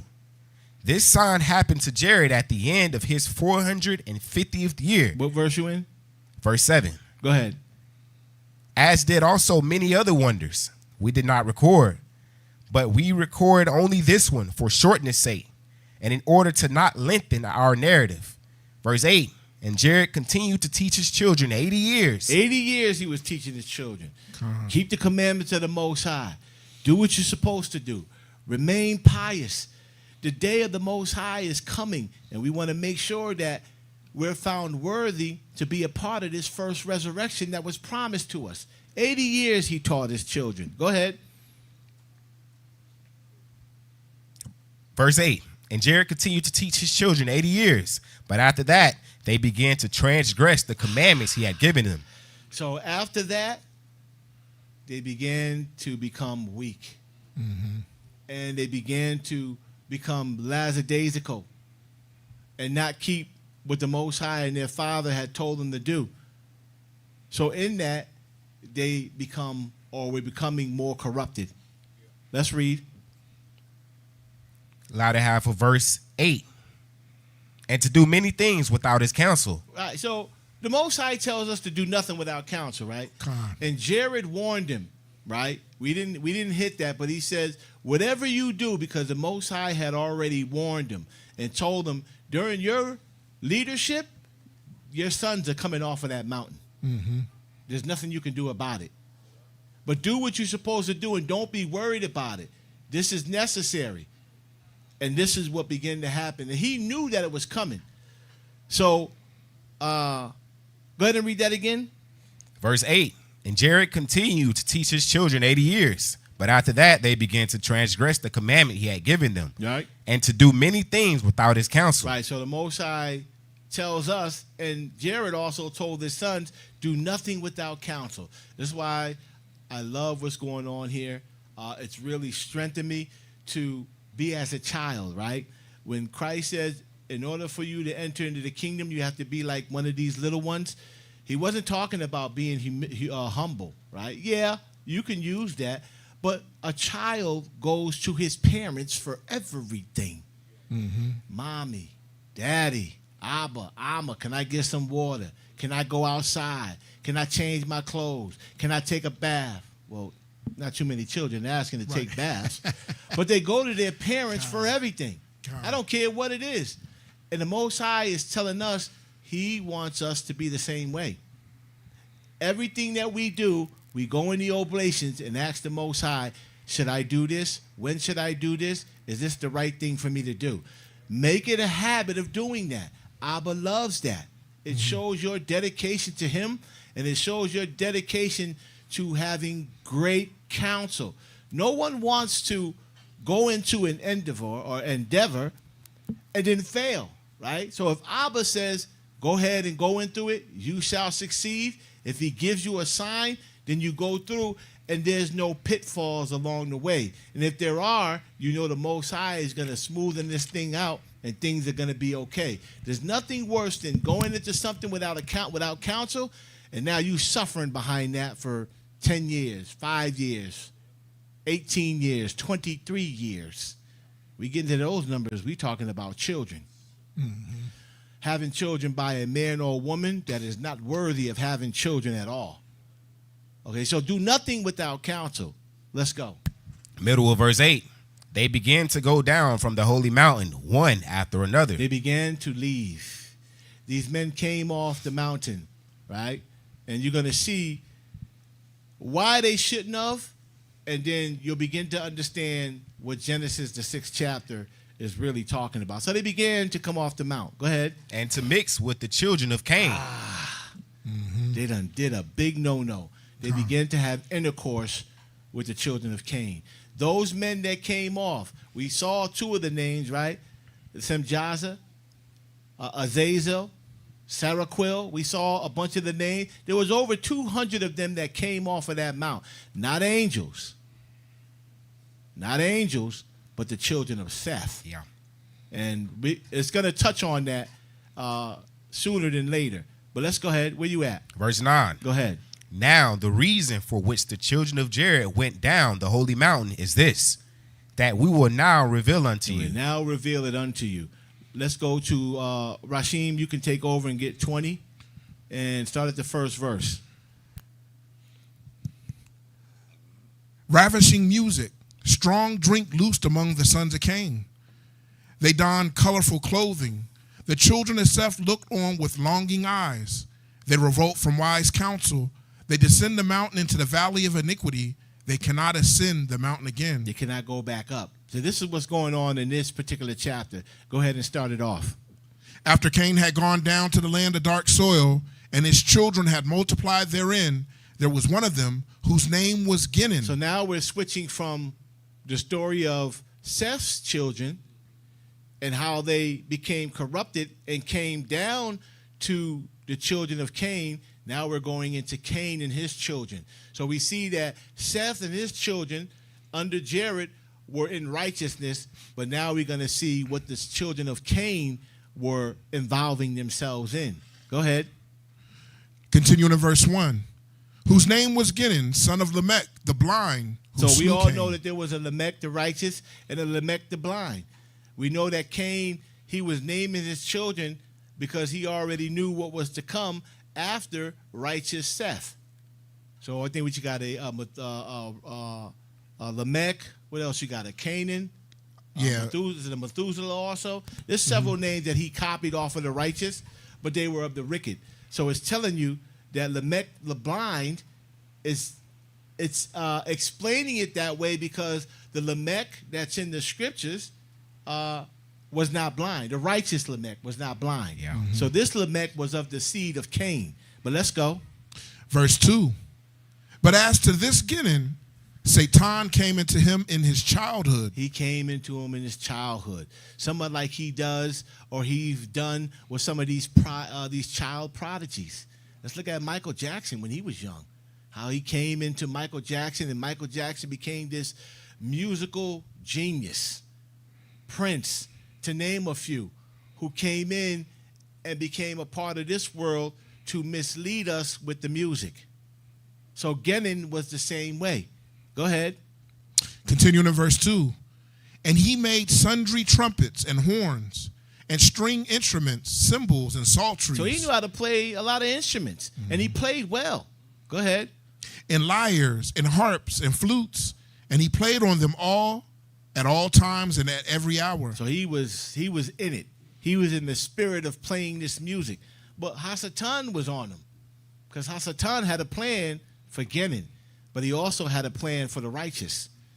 And he used the wicked to bring down the righteous. So this Genin was a key player in bringing down the righteous. Let's go. Verse 3. And when he played on them, Satan came into them, so that from among them were heard beautiful and sweet sounds that ravished the heart. And what did Satan do? He came into them. Showing you, again, proving that what we've been telling you all of this time, evil spirits will come in and take over you. Con. And they taking over you because you're not covenanted with the Most High. That's right. If you're covenanted with the Most High, there is a way to keep these spirits off of you.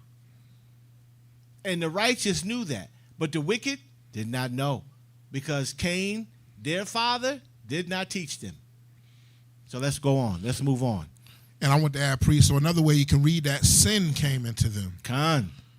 Just replace Satan with sin, Con. and you see the operation of sin. So now you're beginning to understand what sin is, and who sin is, and that it's not wrongdoing, that it's an evil spirit that will take over you when you don't amend for your trespasses. So you have to always amend for these trespasses that come upon us. If not, the rules of the game is Satan get to take over you. Right. And that part of the game is not fun, because you'll end up doing some things that you'll sit back scratching your head like, man, why on earth did I do that? It's that Romans right there. Yeah. Why on earth did I do that? Let's read on. Second book of Adam and Eve, chapter 20 and verse 4. Finish up. Read 3 again.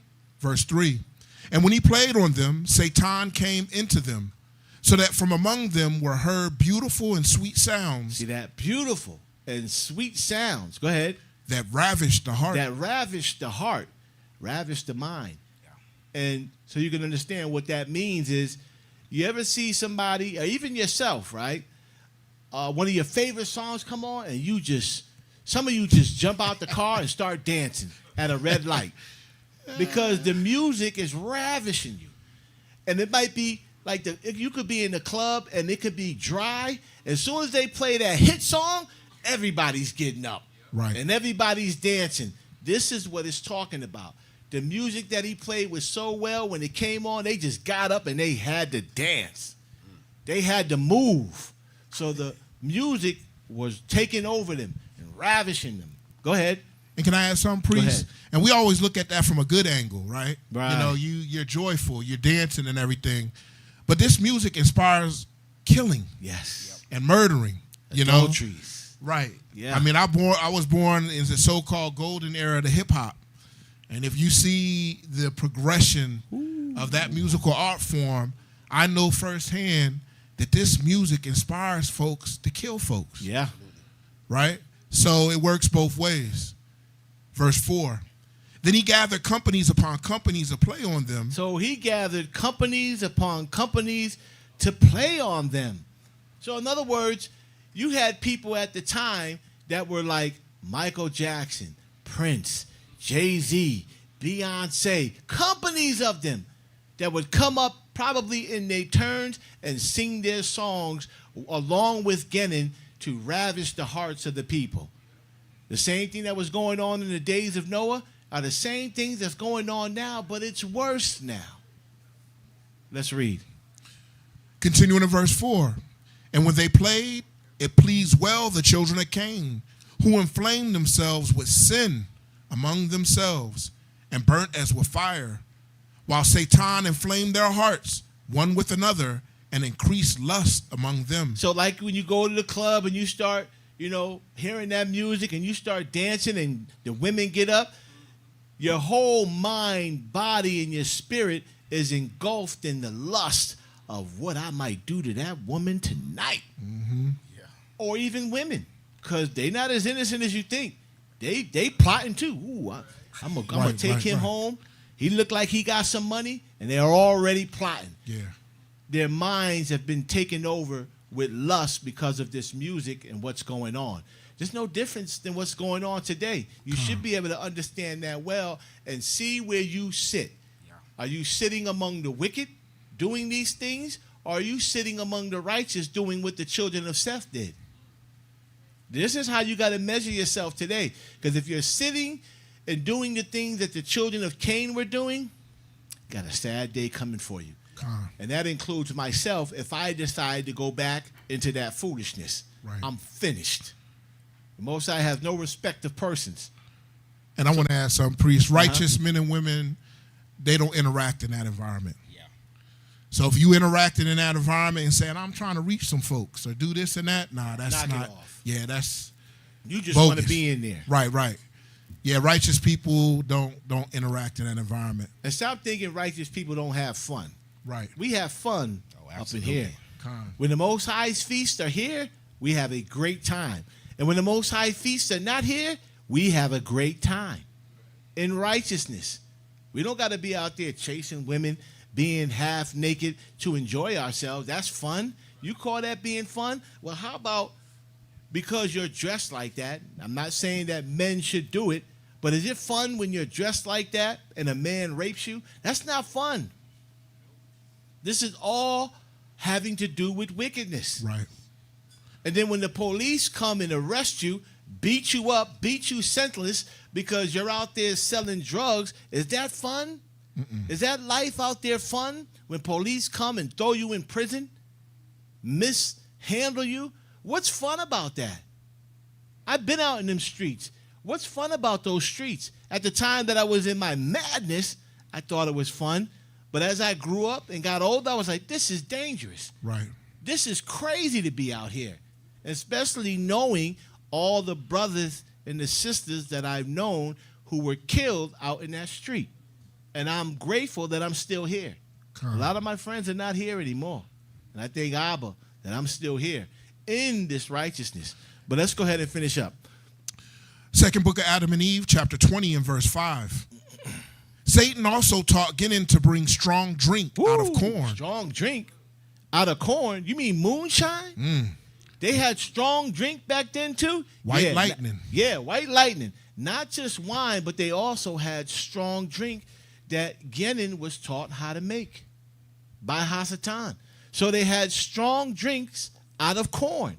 So you know what happens when you get good music, or in this case, bad music, and liquor. Just multiply stuff. Yeah. You know there's going to be a fight somewhere. Con. And this is all the product of Hasatan. Let's read. And this Gideon used to bring together companies upon companies in drink houses. What? You Drink mean they had houses. clubs then? Drink houses? As the days of Noah were, so shall it be in the coming of the days of the sons of men. These same things are going on now, and I keep saying it because it is the truth. It is worse now. It is worse. It is spread out throughout the whole world, and in each one of these clubs, in these drink houses, there's always some drama going on after. It's rare that you have a great night in the club without nobody getting into any beefs, getting shot, or any drama happening out there. So let's read on. Continuing in verse 5. And brought into their hands all manner of fruits and flowers, and they drank together. You mean they had tropical drinks? They had tropical drinks then. So nothing different. The point is nothing different is going on today than what went on then. It was wicked then. It is wicked now. It's not the drinks that are wicked. It's the people that are wicked, that when drinks get into these evil people, they do even more evil things. Right. So let's go. Nothing new under the sun. Nothing new under the sun. Verse 6. Thus did this Gideon multiply sin exceedingly. It started getting worse. He also acted with pride and taught the children of Cain to commit all manner of the grossest wickedness. Look at this. And now we know that Adam, all the days of Adam's life, there was righteousness there. Going on almost 1,000 years, there was righteousness going on. And now this is the beginning of the wickedness that is coming, and then eventually overthrowing the righteous, and then Noah being used to be delivered to bring forth that deluge, that flood. So this is the beginning of that wickedness. Let's go. And can I add one thing, priest? Uh-huh. And when we're going through this, keep in mind that Scripture says we're living in the most wicked time. So the things that we're reading about, this generation and the things that they were committing and doing, the time that we're living in now is worse than that. Yeah. Keep that in mind. We're living in the worst time, according to the Scriptures, than what Noah and what we're reading about with Lamech and all of them were dealing with. Yeah, Daniel gives us insight to that. Mm-hmm. Daniel tells us this time is going to be the worst. There's never been a time like it, nor shall ever be. So this time is more wicked than it was even then. And then it was wicked. Right. Let's read on. Verse 6. Thus did this Gideon multiply sin exceedingly. He also acted with pride and taught the children of Cain to commit all manner of the grossest wickedness, which they knew not, and put them up to manifold doings, which they knew not before. So they didn't understand all of this thing until Hasatan came in and started putting this stuff in their head. And as time began to move on, they became more wicked. Go ahead. Then Satan, when he had saw that they yielded to Gideon and hearkened to him in everything he told them, rejoiced greatly and increased Gideon's understanding until he took iron and with it made weapons of war. So he understood this was going on with Gideon and that people took to him. Why do you think they got these celebrities now? Right. Because it worked during the time of Gideon. Con. Now, if we get celebrities all over the place, movie stars, actors, singing, these people will listen to them. Right. Look at Beyonce. She had a concert, right? And in this concert, I don't remember the full details of it. It was something where she did something where the whole crowd, I think she had said something about stop or stop making noise. I don't remember the song. And the whole crowd at once stopped. And then another artist tried to replicate that, and it didn't work. Right. So it's showing you that they have a certain amount of control over the people, which is necessary for Hasatan to keep you uncovenanted with the Most High. This is who he's using to keep you outside of the graces of the Most High. So go ahead and let's read on. Call the verse. Can I add one more thing, please, Salaki? So when you're looking at this, it says that, this manner of wickedness that was being taught to them, they knew not. We're talking about the children of Cain. Yeah. Who had a covenant of violence, who were damned. They knew that there was no redemption for them, that they were going straight to the abyss, but they were being taught things that they never knew before, wickedness, right, evil that they never knew before. And I just want to point out in this, because a lot of people, because they don't know who their enemy is, because they don't know who Satan is, Satan can give you things. Yeah, absolutely. He can give you things. So people conflate all the time unrighteousness with righteousness. Yeah. Hasatan has given me this thing. I knew a situation before where a woman who's a Christian, who liked to smoke weed, thought about having some weed. The weed man came and gave her some weed, and she said, "Look at what the Most High brought me." Wow. Right? Now, the Most High is not going to do a thing like that. But this just proves to you in Scripture that Satan can give you things, give you powerful things, right? So it has nothing to do with righteousness or with the Most High. Second book of Adam and Eve, chapter 20 and verse 8. Then when they were drunk, hatred and murder increased among them. One man used violence against another to teach him. It's just amazing how, if you're listening to this right now and you've been out to those clubs, you already know what time it is. You can actually envision in your mind an incident that might have happened 40 times to you while you was in the club. Same thing. Soon as they get drunk, here comes the hatred, and here comes the fighting, here comes the murdering. No different. Con. Go ahead. Continuing in verse 8. One man used violence against another to teach him evil, taking his children and defiling them before him. Well, is that not going on today? One word, Epstein. Con. This is going on today, and it's worse now because it's on a larger scale. Then it was subject to a particular part of the world, right? And then the flood came and took them all away. But now it's all over the whole earth. There's millions, if not billions, that are involved in this sex trafficking or taking part in this thing that is unlawful. And like I said, all we had to do is mention Epstein. This was going on back then. Con. No different. As in the days of Noah, so shall it be. Let's read. Verse 9. And when men saw they were overcome and saw others that were not overpowered, those who were beaten came to Gideon, took refuge with him, and he made him his confederates. So you got Gideon. He's the main one selling all of these weapons. So he's selling weapons to both sides. And when one, right, is being beat up or destroyed, they go to Gideon, and Gideon gives them a more powerful weapon or something equal so that they can continue to kill themselves. Listen, this is not the work of Gideon. Right. Stop looking at Gideon. Con. It's the work of Satan. Powerful point, Hasatan and his minions. Con. And this is what's going on today. So this is why we say when you're going out in the street, we're not teaching hatred against any nation. That's foolishness. Mm-hmm. The hatred and the war is against these evil spirits of sin. Point blank, period. The enemy is these evil spirits of sin. Hasatan and his minion. The same as then, the same now. God. They've only become more experts at what they've been doing since this time. Right. They have sharpened their craft, right? Because now they got more people and then a better understanding.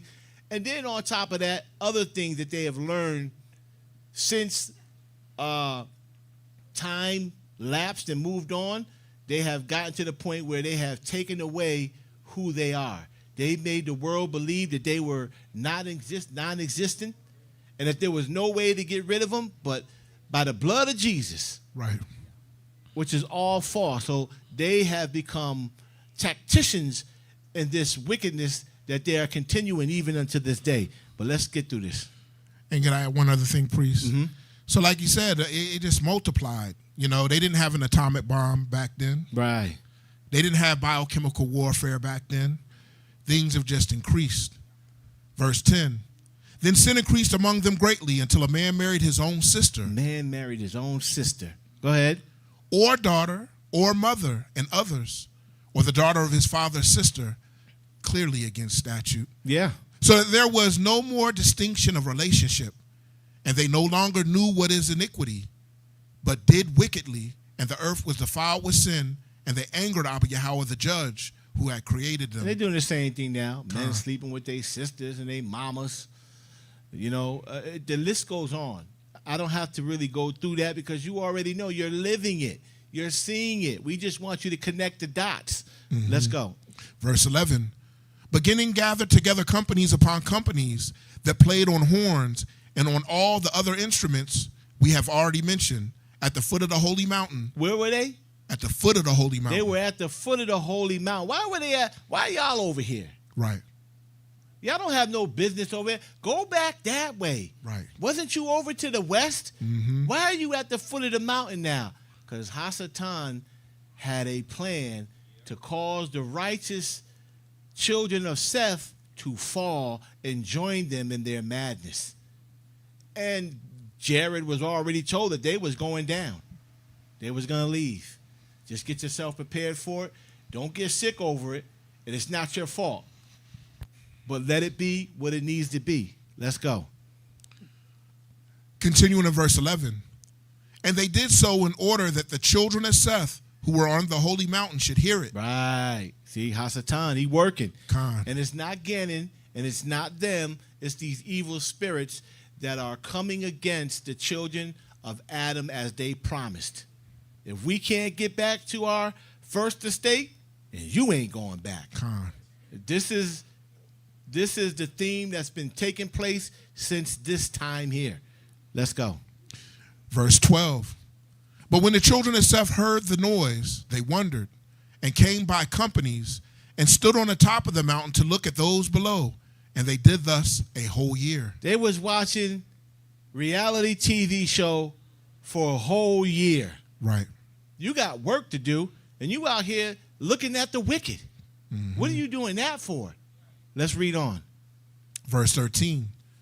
When at the end of the year, Gideon saw that they were being won over to him. When he saw at the end of the year that they were being won over, because, it's just like television, right? When you're watching these things, ultimately, I can't wait till next week episode. Right. They was coming every day for a year watching wickedness.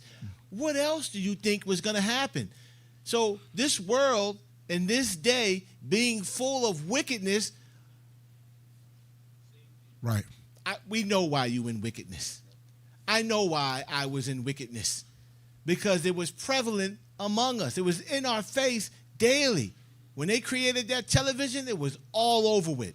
Right. They had our attention from the time we were youth, even up until now, feeding us with wickedness. So therefore, we become wicked. So this is the plan right here. No, I was going to say the scripture says, out of the abundance of the heart, the mouth speaks. Yeah.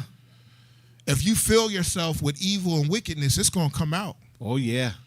In the same way with righteousness, if you fill yourself with righteousness, you're going to become more righteous. So now pay attention to what's coming up next, right? Because it's gonna bring everything together so you can understand, okay, I see what happened now. Crystal clear. Call the chapter and the verse. Second book of Adam and Eve, chapter 20 and verse 12. Let's go. But when the children of Seth heard the noise, they wondered and came by companies and stood on the top of the mountain to look at those below. And they did this a whole year.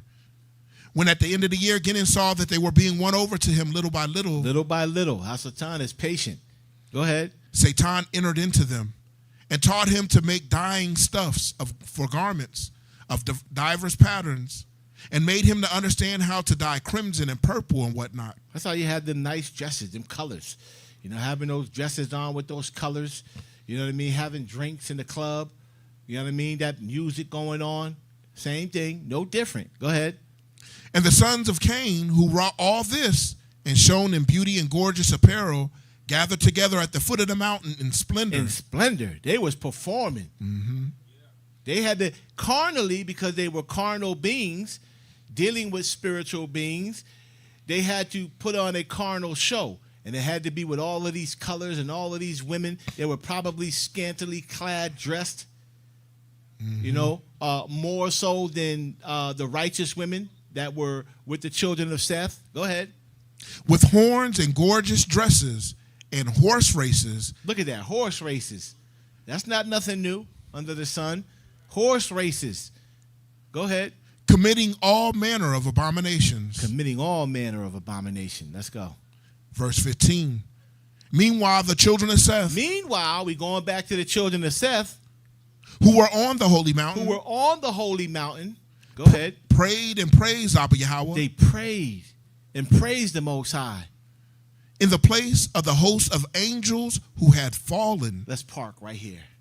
Let's parallel park right here. Read that one more time. Verse 15. Meanwhile, the children of Seth. The children of Seth, Adam's children, who were on the mountain, who eventually fell. They came off of the mountain during the time of Jared. These brothers were on the holy mountain, and what were they doing? Prayed and praised Abba Yahweh. Continuously they was doing that. Go ahead. In the place of the host of angels who had fallen. So we had spoke about it before in other classes that there were the angels that were created on the fifth day who fell. And they fell because they refused to bow down to Abba's creation, who was named Adam. And they fell. So it's not talking about them. It's talking about the children of Seth. They came in and took the place of them, of the angels who had fell. Because of their righteousness, the Most High had took them in. So these brothers, men, physical men, carnal men, the children of Adam, took the place of the angels who fell from the fifth day. Or the angels who were born on the fifth day or created on the fifth day.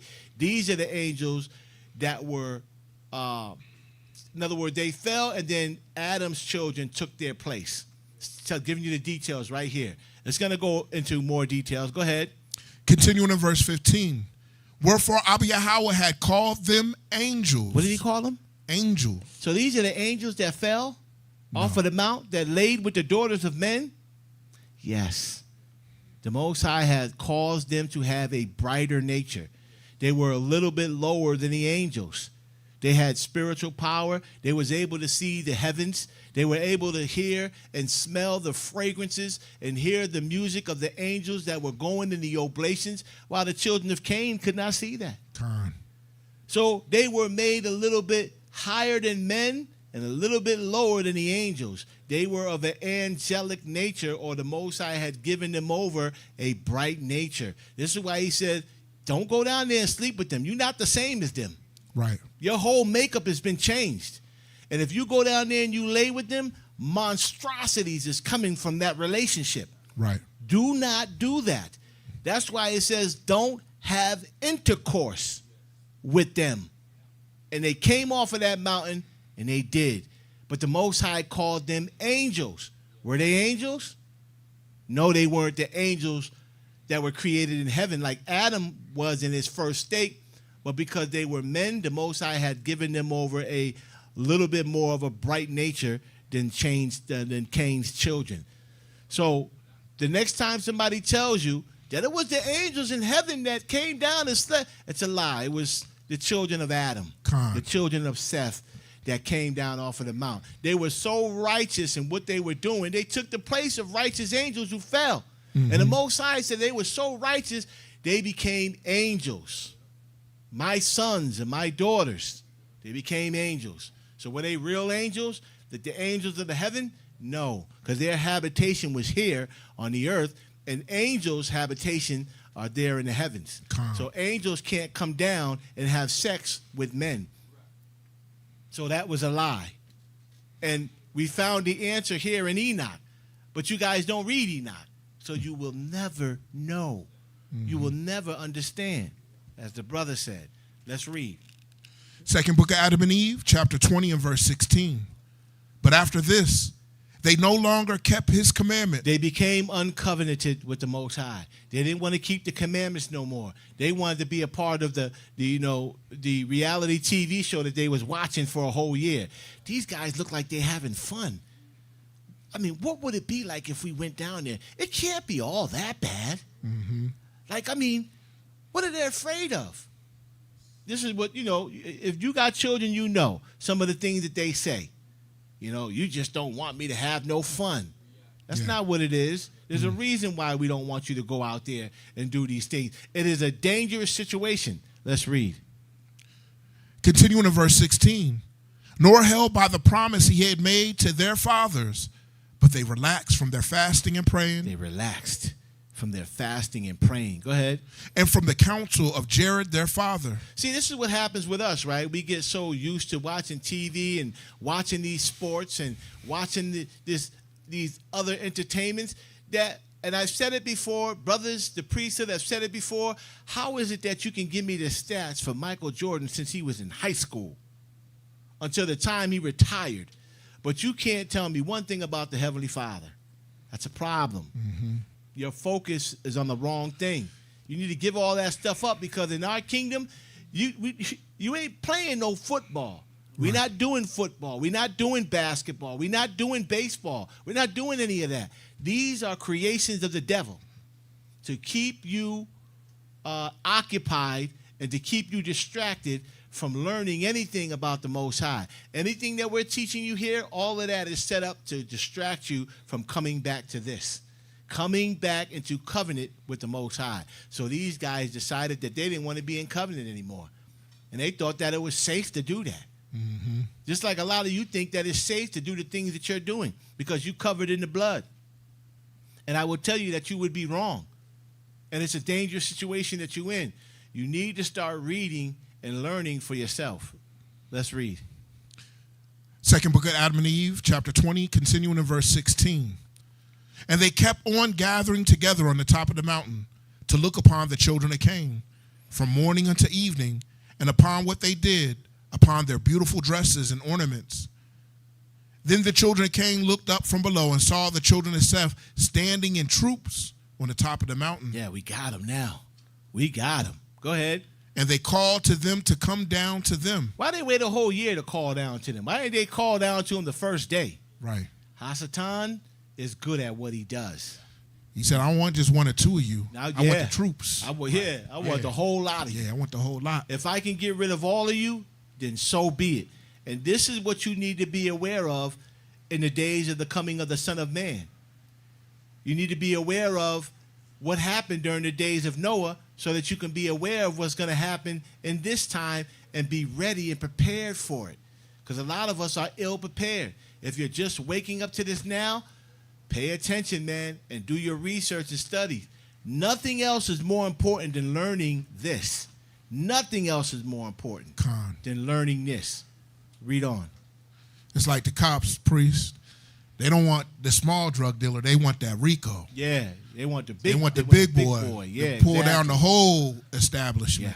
Yeah, Verse 18. But the children of Seth said to them from above, we do not know the way. Then Gideon, the son of Lamech, heard them say that they did not know the way, and he bethought himself how he might bring them down. Yeah, how can I get them down? I don't know the way either. I just thought they knew and can come down. Go ahead. Verse 19. Then Satan appeared to him by night, saying... Who appeared to him? Satan. His daddy appeared to him. And you can guess what he told him. Let's read. There is no way for them to come down from the mountain on which they dwell. But when they come tomorrow, say to them, come ye... Hasatan is giving this information to Gideon. So it's not Gideon, it's these evil spirits. So who do you think gave that knowledge of the atomic or nuclear fusion to Einstein? Come on, man. Yeah. And any other thing that is wicked that we use. Who gave them that information? Hasatan. His whole life, his whole existence is to destroy every last one of us. Every last one of us. Read on. Continuing in verse 19. Come ye to the western side of the mountain. There you will find a way of a stream of water that comes down to the foot of the mountain between two hills. Come down that way to us. Go ahead. Let's see what happens after that. Verse 20. Then when it was day, Gideon blew the horns and beat the drums below the mountain, and he was wont. The children of Seth heard it and came as they used to do. Then Gideon said to them... And I can imagine this, right? They come up there, they start blowing their horns, they start singing their songs, and then, the children of Seth that fell from the time of Garrett, during the time of Garrett, they was home relaxing, chilling, they heard them, oh, they there. Yo, let's go, they there. Yeah. Let's go, let's run down and go see what's going on. Same thing. And I see it here today because we see these television shows. People come into work and they talk about the game. They talk about Atlanta Housewives, and they can't wait till next week. The same thing, same situation. They were just in the beginning stages of this thing before it became perfected. Now, Hasatan has perfected it. And if it's not perfected, listen, he ain't got that much time anyway. Yeah. But it's been working for years. Over 2,000 years, Hasatan has had us by them. He had us. Let's go. And this is abominable because, the Most High said he hates 7 things, and one of them is a feet swift to mischief. Yeah. They wanted that mischief. They already behold what was going on. Yep. And they left their priestly duties to come deal with this. Yeah. Bad move. And they don't realize it, but they will. Go ahead. Verse 20. Then when it was day, Gideon blew the horns and beat the drums below the mountain, as he was wont. The children of Seth heard it and came as they used to do. Then Gideon said to them down from below, go to the western side of the mountain, where you will find a way down to come to us.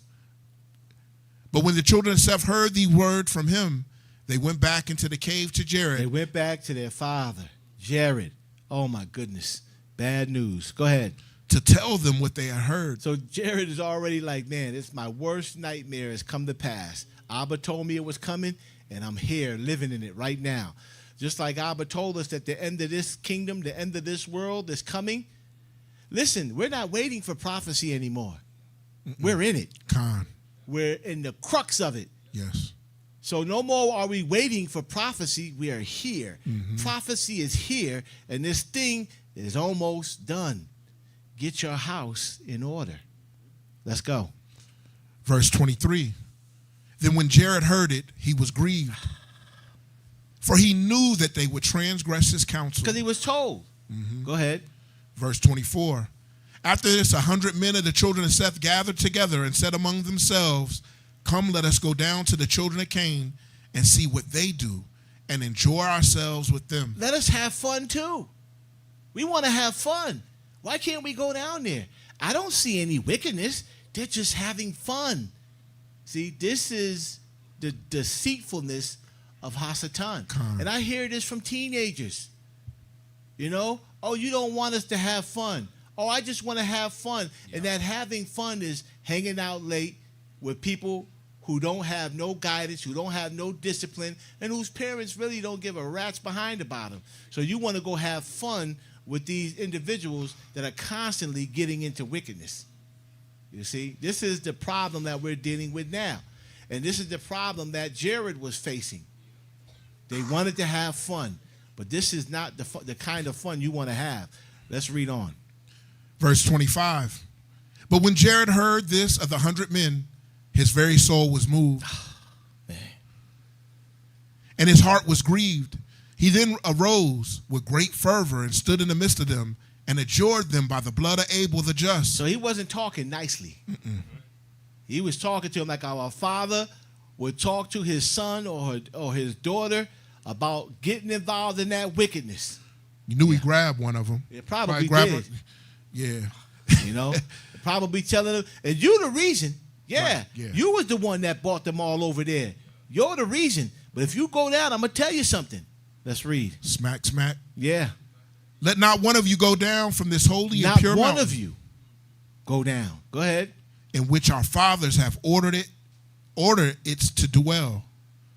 Verse 26. But when Jared saw that they did not receive his words, he said unto them, O my good and innocent and holy children, know that when you once go down from this holy mountain, Abba Yahweh will not allow you to return again. You ain't to coming it. back.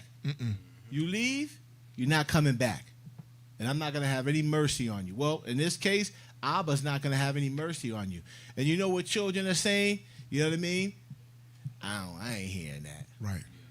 I don't see anything wrong with what's going on there. I haven't seen them do anything that was out of the ordinary.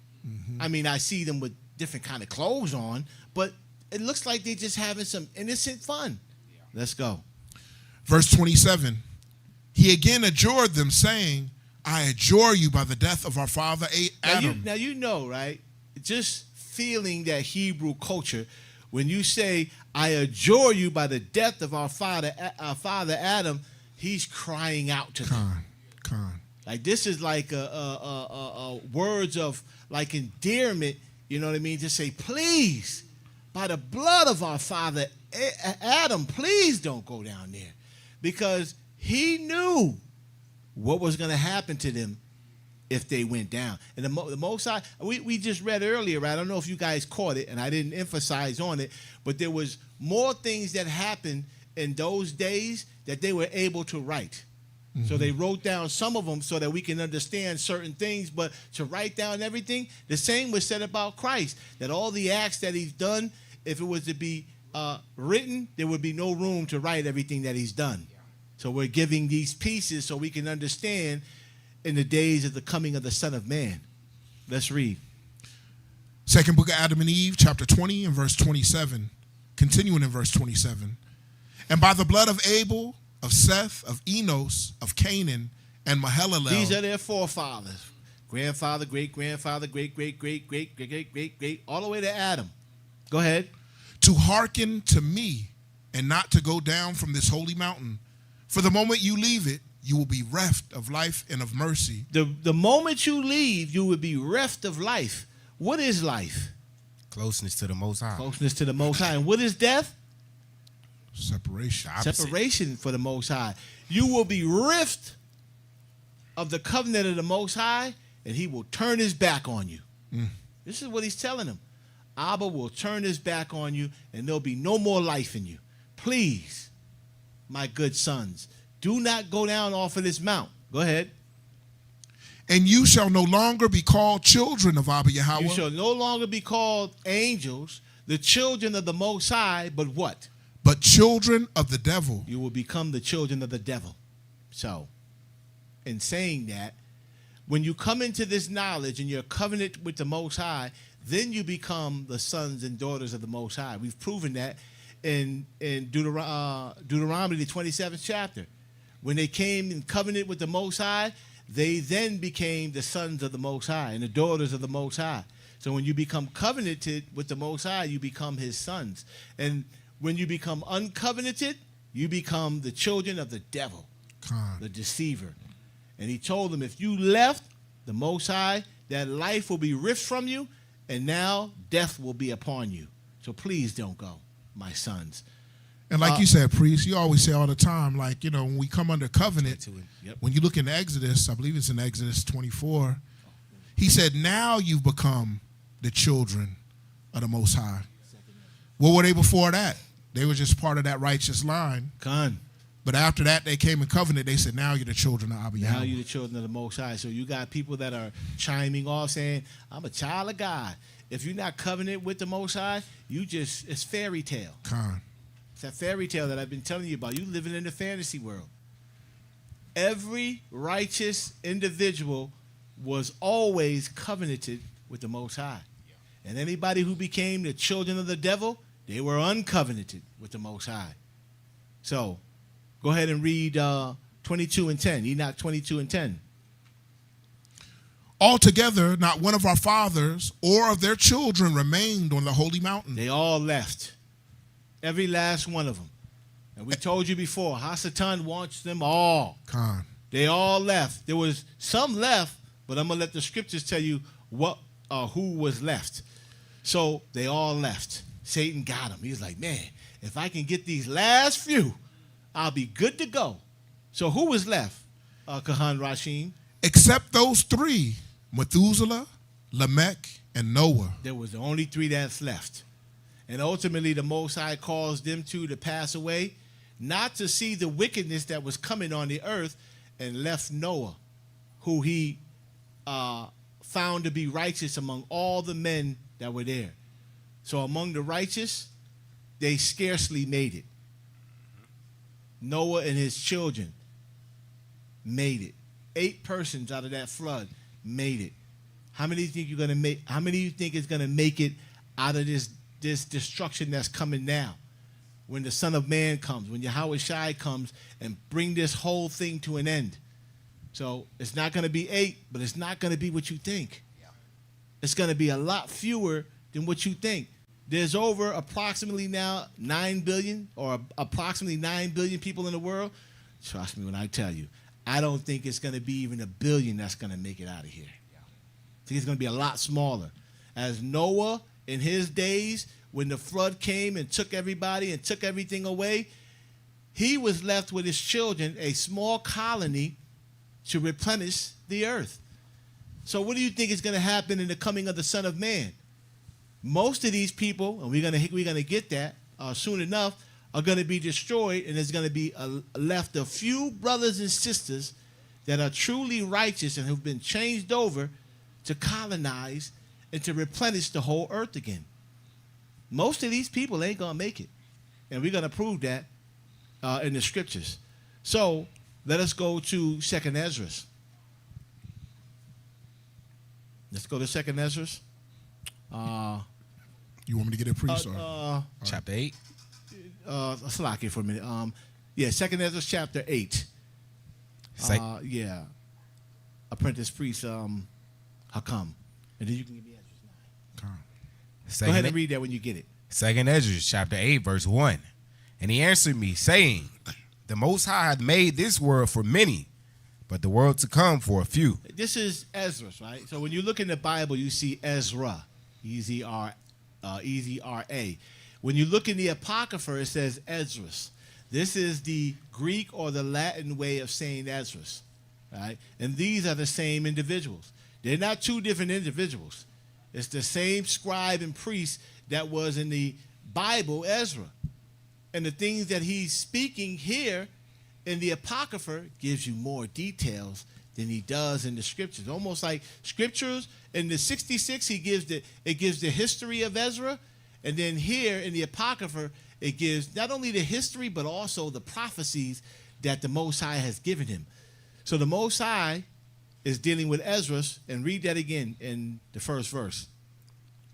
And he answered me, saying, the Most High hath made this world for many, but the world to come for a few. So the world that's coming in this 1,000-year rest with Yahushua comes when the Son of Man comes in his glory. Only a few going to make it, because the world that's to come was only created for a few. And what does that mean? The world is going to be smaller? No, the world is not going to be smaller. It's just not going to have that many people on there. And those that are left, there's going to be plenty for every one of us. We're going to be living plentiful. There's nobody that's going to be poor. Nobody's going to be sick. We're not going to be paying for water. We're not going to pay for electricity. We're not paying for any of that. Think about it. You get a house, you make the house with your bare hands. You build this house on the land that you got to pay taxes on. If you don't pay the taxes, they take it from you. Or if you buy land and you don't pay taxes on it, they take it from you. And you're constantly paying money. And you're working for them, right, to get paid, to pay them back the money that you worked for them for.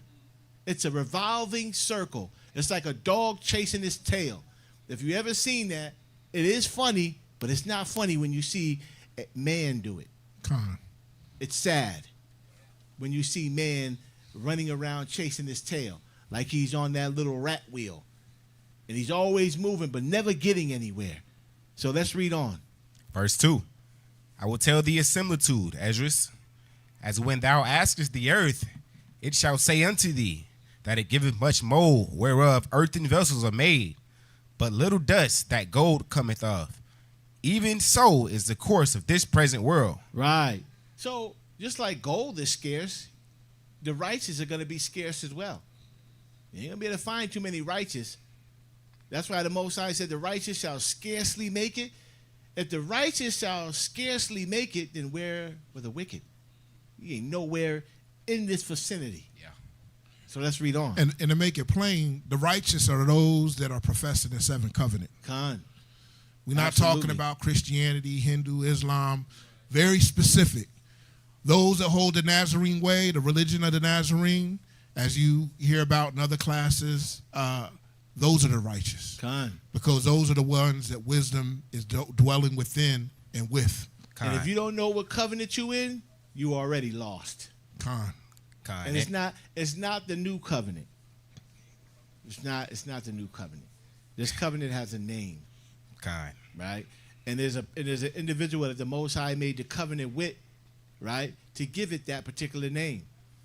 So if you just tell me, yeah, I'm in the new covenant, you're already lost because you really don't have a full understanding. Go ahead and read that third verse and then jump to 50. Kind of just to add to that even more, kind of distill it down a little bit more. You know, we're not in that time period of being righteous anymore. You know, Adam, Noah, Abraham, Isaac, Jacob, you know, they all knew they were Israelites, and they all knew how to sacrifice since the day they were born. But most of us, you know, we spent our whole lives in wickedness. You know, so for us, what this covenant does is allow us to clean ourselves up and get rid of this sin and trespass so that we could be seen fit to be an acceptable sacrifice for our Yahweh. I just wanted to add that. Yeah, good point. Good point. Love that. All right, 2nd Ezra chapter 8, verse 3.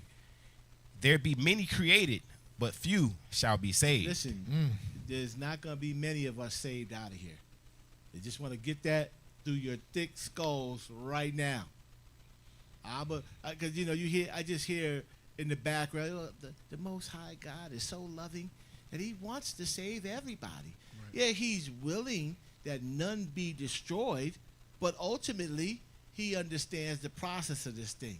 And ultimately, in the end, Those that are to be permanently extinguished will be, and those that are slated to come through the second resurrection will be.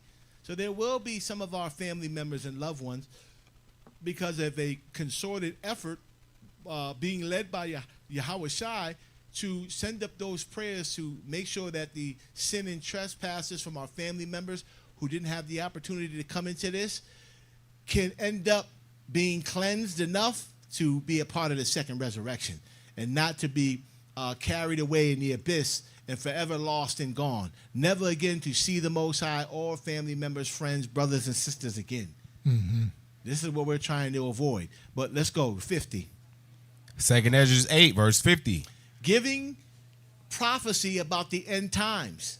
As in the days of Noah, so shall it be in the coming of the Son of Man. The prophecies was given, right? Chief Priest said it before, and it resonated with me well. We're not claiming to be prophets. The Most High is just giving us the understanding of what they knew. We understand now what those prophecies are, and we can actually explain them to you a lot better than they was able to explain it then. Daniel didn't know what some of these things were, and the Most High didn't tell him either. So don't worry about that. Shut that up. It's for them in the end. So this is our glory. And to go back what you said before, our forefathers, they were more righteous than us. You should already know that, right? They didn't really need that sin and trespass offering as much as we do. Yeah. During the time of Moses, yes, as the third 1,000 year was upon them, things had begotten more wicked. They needed that sin offering because sin was becoming prevalent. It was growing in the earth. And now we need it more so than ever before. So their glory was, I ain't never ate no swine. I ain't never did that. Right. I ain't never did anything to frustrate the grace of the Most High. Right. Our glory is we filthy as hell. Filthy. We wicked. But how many O's you got in this today, Ak? Yeah. Yeah. You got cleaned up today, Ak? Yeah. How many O's you got in? See that? Yeah. I got in about 2 or 3 today myself. Our glory is in cleaning ourselves off of this mess that we're getting into daily. Think about it. When you send your children out, those that are in, a little bit older, in their late 40s and 50s, and maybe even a little younger than that, some may have an understanding. When you sent the children out to go play, because we didn't have, all of those video games at a certain point in time, and Atari and Nintendo was good, but it wasn't that great. We loved being outside more, right? So when we went outside, we got dirty. Right. And when we came in, your parents would always say, you smell like outside. Go take a bath. Exactly. So every day we go out here and we come back in, the Most High is saying, you smell like outside. Mm-hmm. Go take a bath. And you must do this every day to become clean. And this cleansing, it's so amazing that if you go out and get dirty and you come back and get cleaned up, your cleaning is not only getting rid of today's filth, but it's also getting rid of not tomorrow's, but the day before yesterday and the other days being cleansed. So if you was that much filthy, it cleansed you from today's filth and yesterday's filth, because we are now multiplying sin offerings and trespass offerings, meaning let it be multiplied.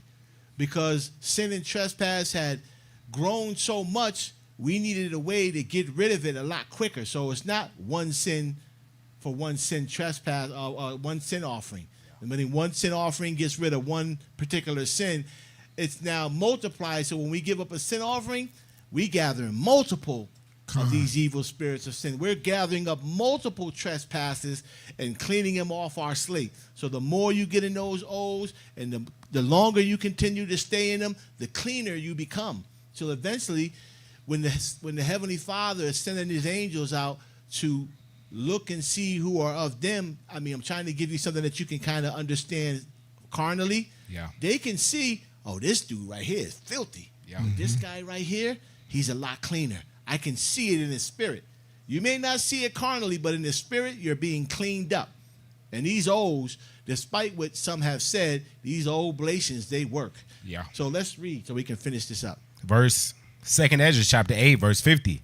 For many great miseries shall be done to them that in the latter time shall dwell in the world, because they have walked in great pride. Most High said he fights against the proud but shows favor to the humble. Con. So we talking about the last days. Many great miseries shall be done to them in the latter time. Was not great misery done during the days of Noah? Yeah, but it's going to be worse now. So Ezra is letting us know what's coming.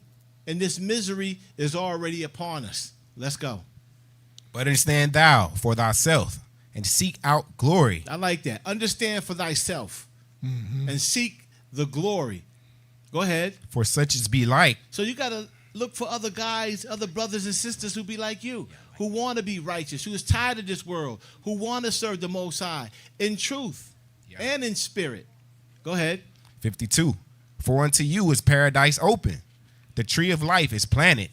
The time to come is prepared. Plenteous is made ready. A city is builded, and rest is allowed. Yea, perfect goodness and wisdom. This is ready. It's here now. Con. It's ready.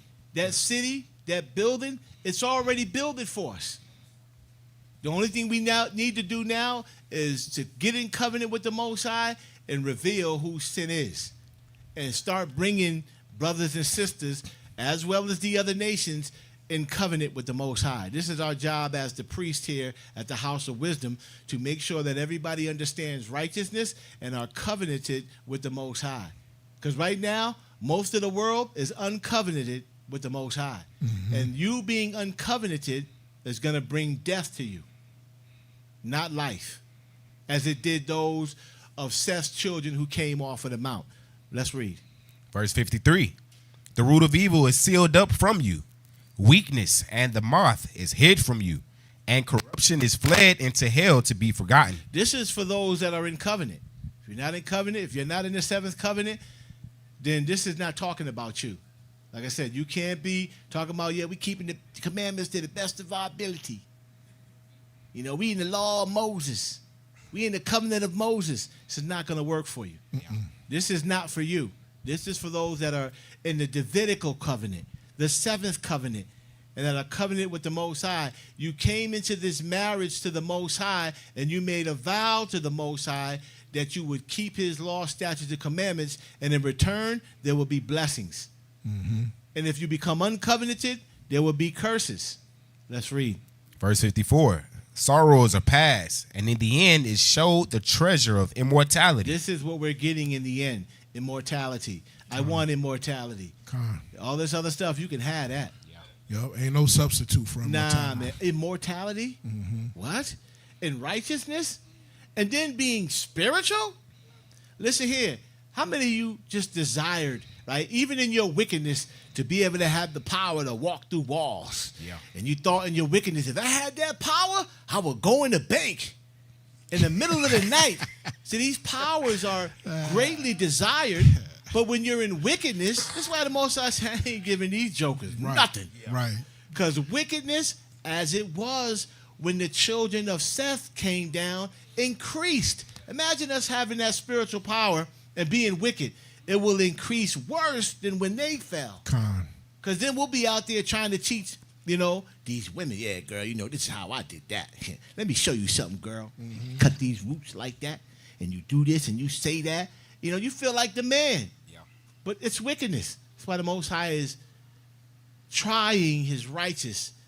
So there's certain things that you have to go through, certain things that you have to pass, certain tests you have to pass in order for the Most High to give you this righteous, because he's not giving this power to just any old body. You have to be tried and tested. Let's read. Verse 55. And therefore ask thou no more questions concerning the multitude of them that perish. Yeah, because the ones that are perishing is wicked. So he said, don't stop worrying about the wicked. Don't ask me no more questions about them. And you know, the angel being righteous, you know, my mind sometimes it runs. He's like, oh, this guy want to keep asking about the wicked. What about the righteous? Let's talk about them. I don't want to talk about them anymore. I already know what's going to happen to them. But let's go. Verse 56. For when they had taken liberty, they despised the Most High. They had the opportunity, but they despised the Most High. Go ahead. They thought scorn of his law and forsook his ways. The law of Moses is done away with. Sacrifice is done away with. We don't have to do that anymore. Christ nailed it all to the cross. They took in liberty. They despised the Most High and thought scorn of his law, statutes, and commandments, and forsook his ways. Yeah. Let's go. 57. Moreover, they have trodden down his righteous and said in their heart that there is no Yahweh. Ain't no God. Ain't no Most High. And Enoch had prophesied that in this generation there shall be a great apostasy, which means, if you look it up, people who don't believe in the Heavenly Father. So it shall be a great apostasy, meaning that this time is going to be more people who don't believe in the Heavenly Father than back in the days of Noah. Let's go. Verse 58 again. And said in their heart that there is no Most High, yea, and that knowing they must die. Go ahead. For as the things aforesaid shall receive you, so thirst and pain are prepared for them. For it was not his will that men should come to naught. But Most High didn't want us to come to naught. That's not what happened. But you were misled. You failed to keep the covenant of the Most High. But also you failed to keep the instructions that was given down to us from our forefathers. I mean, rightfully so, they took it from us, but now we're giving it back, and you scoff at us. Yeah. You make fun of us. You say we're in a cult.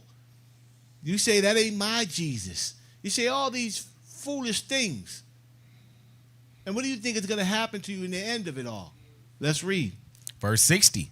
But they which be created have defiled the name of him that made him, and were unthankful unto him which prepared life for them. Right. The closeness to him. He prepared that for them, and they just were unthankful.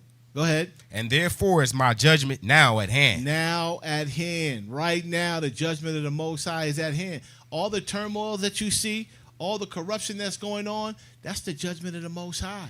This place is going down. Yes. If you think we're going to recover and be the greatest nation on earth, America will rise again from the ashes, you're in a fairy tale. Yeah. You're reading Dr. Seuss books. Yeah. Sam I Am, Green Eggs and Ham. You make no sense. This is what you sound like to me when you start talking that foolishness. And to be honest, I really don't want to hear it. But again, if I know that you're humble enough and I bring certain things out to you, it's how you go fishing. You kind of throw something out there and see if they'll bite it. Yeah. And if they'll bite it, you yank on it and start throwing more out there and start trying to rail them in. But let's go. 2 Ezra chapter 8, verse 62.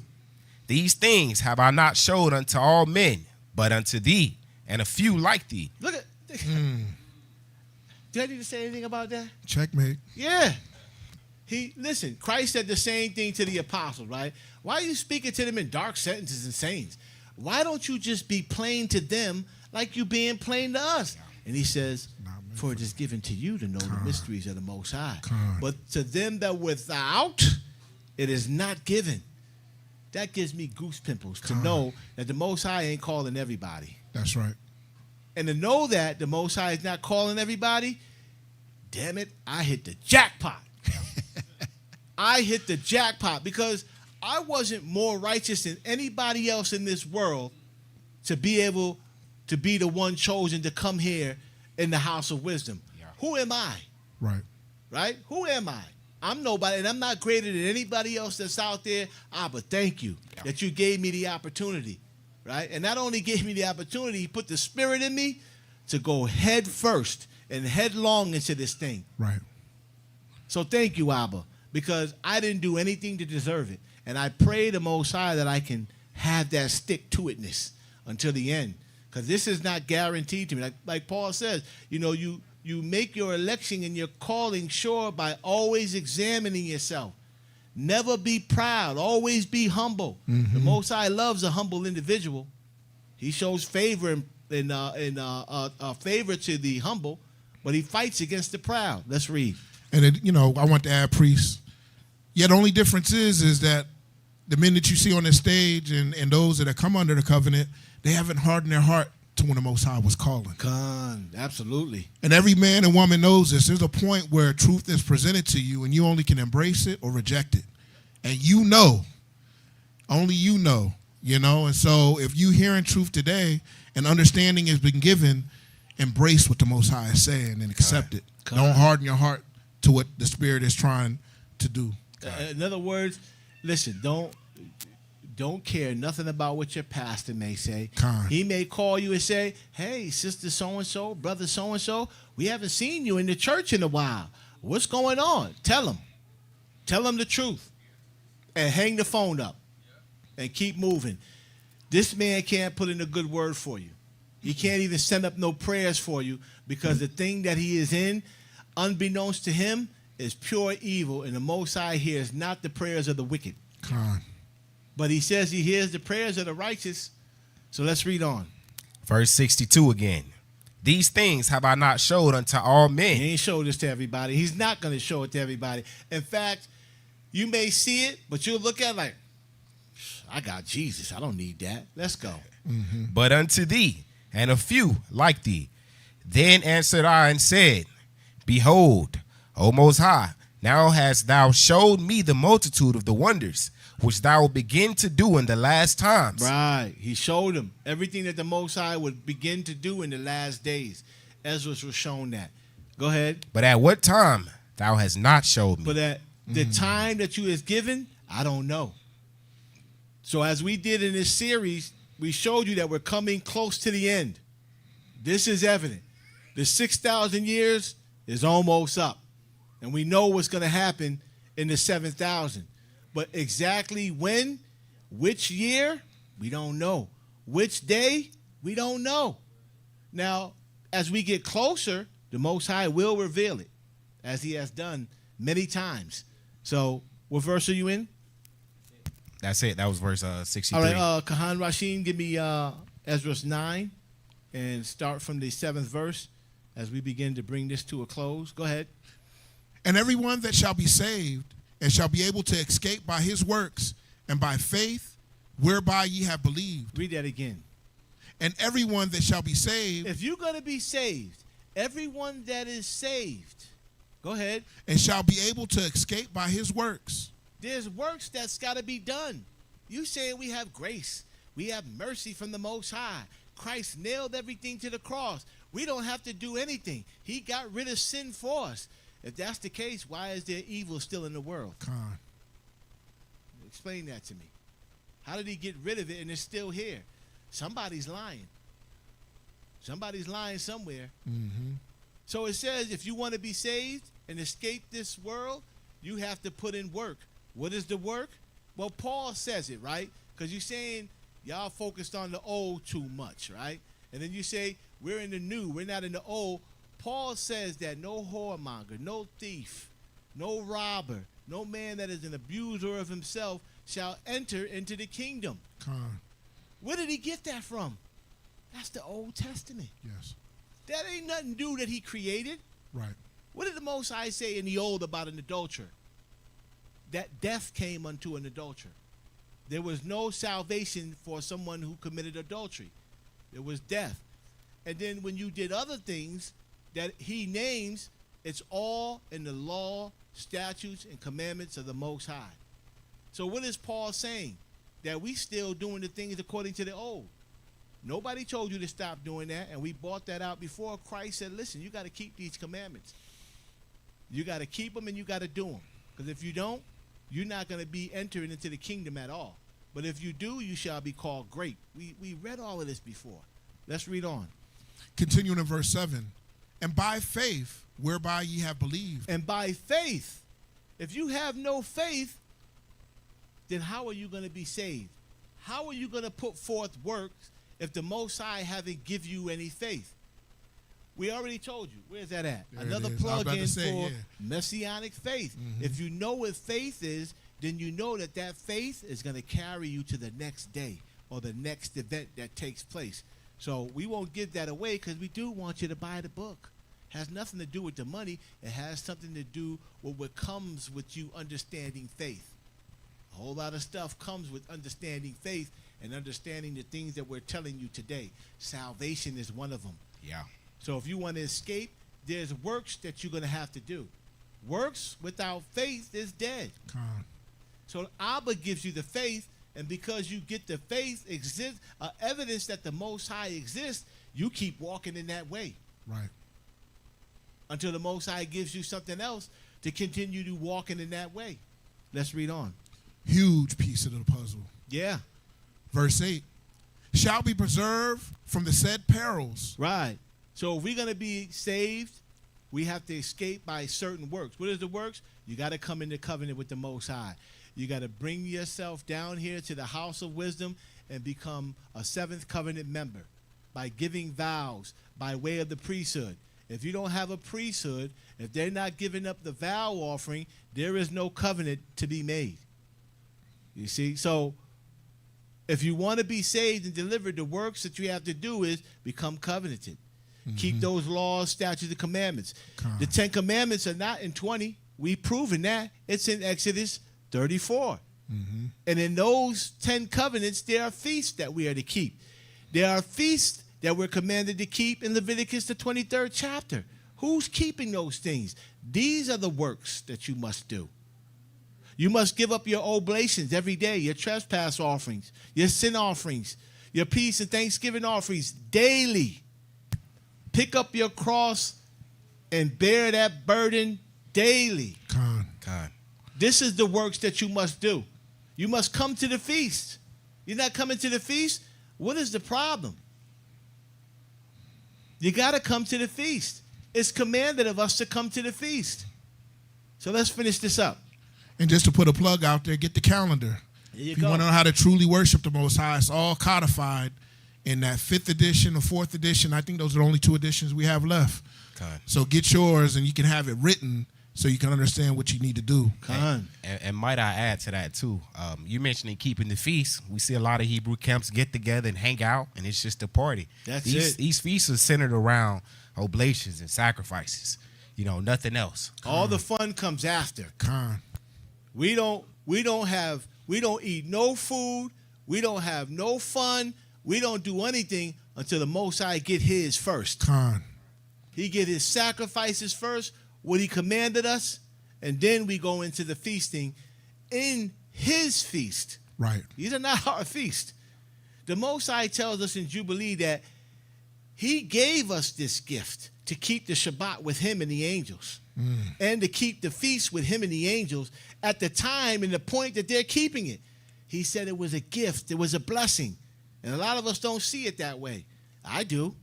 This is the most powerful entity in the whole universe, and he has decided to get me. Who am I? Who are we that we're invited to this great king that dwelleth in the universe, to be invited to his feast? That's an honor. If you don't see it that way, I pray the Most High that you can see it that way and be happy to come to the feast and keep the feast of the Most High. And I'm going to tell you something, if you don't already know, Abba does give out gifts too. Yeah. And those gifts, when you can recognize them, are amazing. I'm telling you, I wouldn't be blowing no smoke, right? It's amazing the gifts that come. And most of the gifts that come are spiritual. This is what makes it so amazing. It is gifts that come that we need in order to stay strong in this gospel. I love it, man. Thank you, Abba. Constantly. Let's finish this up. Ezra chapter 9, continuing in verse 8. Shall be preserved from the said perils, and shall see my salvation in my land. Right. This is what we want to see. Go ahead. And within my borders, for I have sanctified them for me from the beginning. So from the beginning, before you were even born, the Most High had called you to come into this gospel. This is why, for those of us that come into this gospel, unlike, when I came in at first from out of One West, they did the best that they can do with what they had, but some of the things that we were doing were not righteous. And by the will of the Most High, we was able to see that and make some of those changes, right? So let's read on. Verse 9. Then shall they be in a pitiful case, which now have abused my ways. It's explanatory, self-explanatory. You're going to be in a pitiful case that are not covenant with the Most High. Go ahead. And they that have cast them away despitefully. And even those that are in the covenant that abuse the ways of the Most High. You ain't getting in oblations. You ain't coming to the feast. You ain't doing none of that, but yet you in covenant. You got to fix that.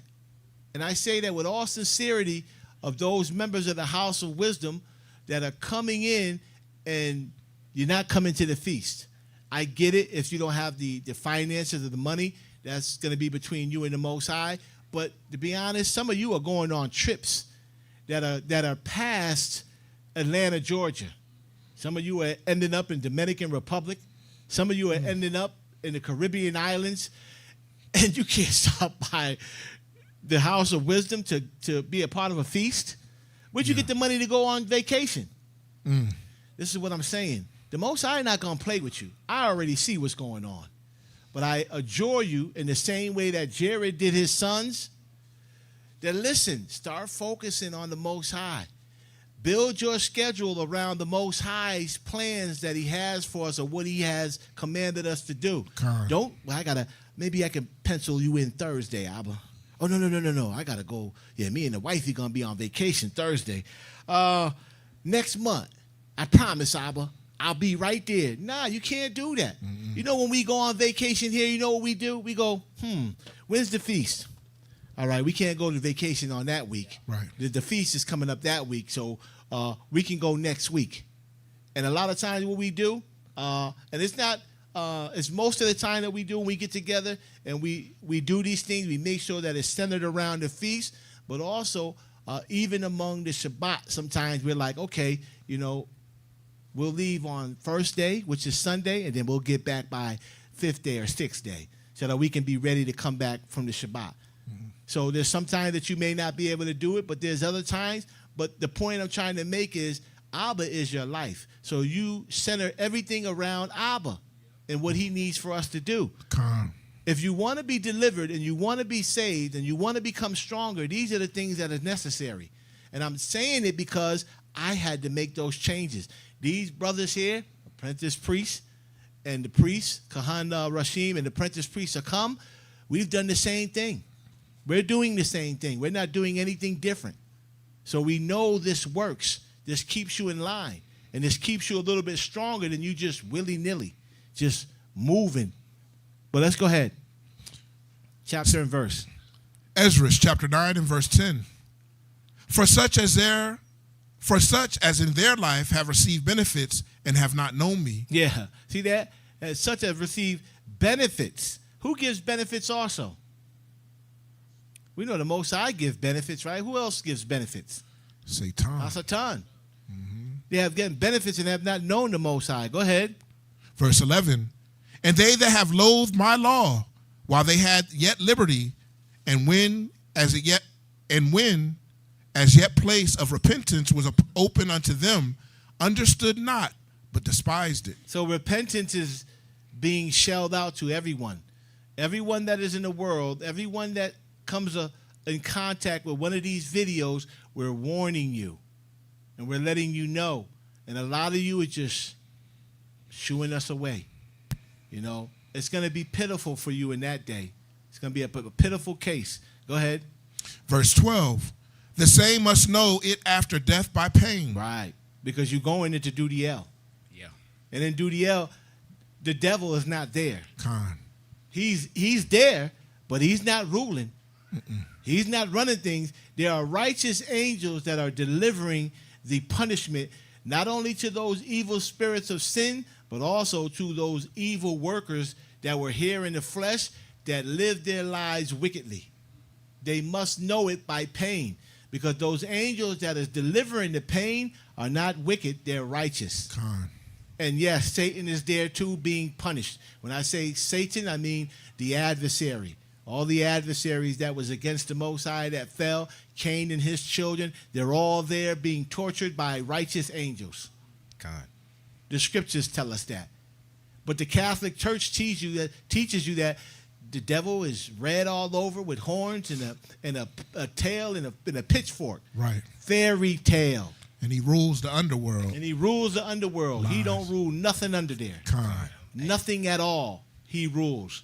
Those are the lies. Stop reading Cat in the Hat and start reading these books so you can have a greater understanding. Let's read. Hey, might I add something? Go right ahead. As well, in verse 11, it says that repentance is open to everybody. We got to understand that by default, we all are born into the covenant of tree of knowledge of good and evil. And to repent means to change and be converted. So priesthood is here presenting you this new covenant that you must be converted into so that you can clean yourselves up. Just like Noah did. Exactly. We're in the stead of Noah right now. Right. He was Trying to- covenant Right. with the Most High, and so are we. And so must you, if you want to be delivered from this destruction that's coming. So let's go ahead. Who is reading? Verse 13, 2nd Ezra chapter 9 and verse 13. And therefore be thou not curious how the ungodly shall be punished. Stop worrying about how the wicked is going to be punished. Who cares? They're going to be destroyed. That's all you need to know. Do you want to be destroyed? Okay. So what should we be worried about? Go ahead. But inquire how the righteous shall be saved. So now, in these last days, in the coming of the Son of Man, right, you hear of wars and rumors of wars and, you know, all the things that are spoken of in Luke and in Matthew. These are things that are going to be naturally occurring. From the time of Christ, all of these things were going. What we need to be looking for or looking towards is the righteous, right? The scriptures speak about a priesthood being created. Are you looking for the priesthood? The Most High speaks about the knowledge that he has given us is going to be increased. Are you looking for that knowledge? Are you looking for that new covenant that the Most High said he was going to activate in the last days, where Christ activated? Are you looking for David's covenant? Are you looking to keep the law, statutes, and commandments? Are you looking to be a follower, a follower of Yahweh? This is what's important. You must be looking for these things among the righteous. The wicked, they done. When you start looking at the righteous and what the Most High is doing for the righteous, and being in this seat that I'm in now, I have front row seat, and I see what the Most High is doing here. Mm-hmm. The knowledge and the information that we've gotten here by way of the Most High, by Hashem Yahweh Shai, and the Holy Spirit of wisdom, the Most High has given that to us. And you see it because you see that nobody else is teaching these things. Nobody else is showing you these things. Mm-hmm. Nobody else is going in depth to these other books as we are. And then bringing out this information the way we're doing it. This is how I know this time is almost here. The righteous, the priesthood, the royal priesthood is here. As prophets, like I told you, we're not waiting for prophecy anymore. We're living it. Mm-hmm. So the priesthood is here. The covenant is here. Let us now all come together in it so that we can begin to commune together and strengthen each other until that last day. Let's read. Continuing in verse 13. But inquire how the righteous shall be saved, whose the world is, and for whom the world is created. So this world to come is for the righteous only. There are certain trees and certain fruits of these trees that Enoch spoke about in the book of Enoch, that it's so, the smell and the fragrance of it is so, what's the word I want to use? Fragrant. So fragrant. Mm-hmm. So fragrant that Enoch said when you eat of it, the smell permeates through your skin. Mm-hmm.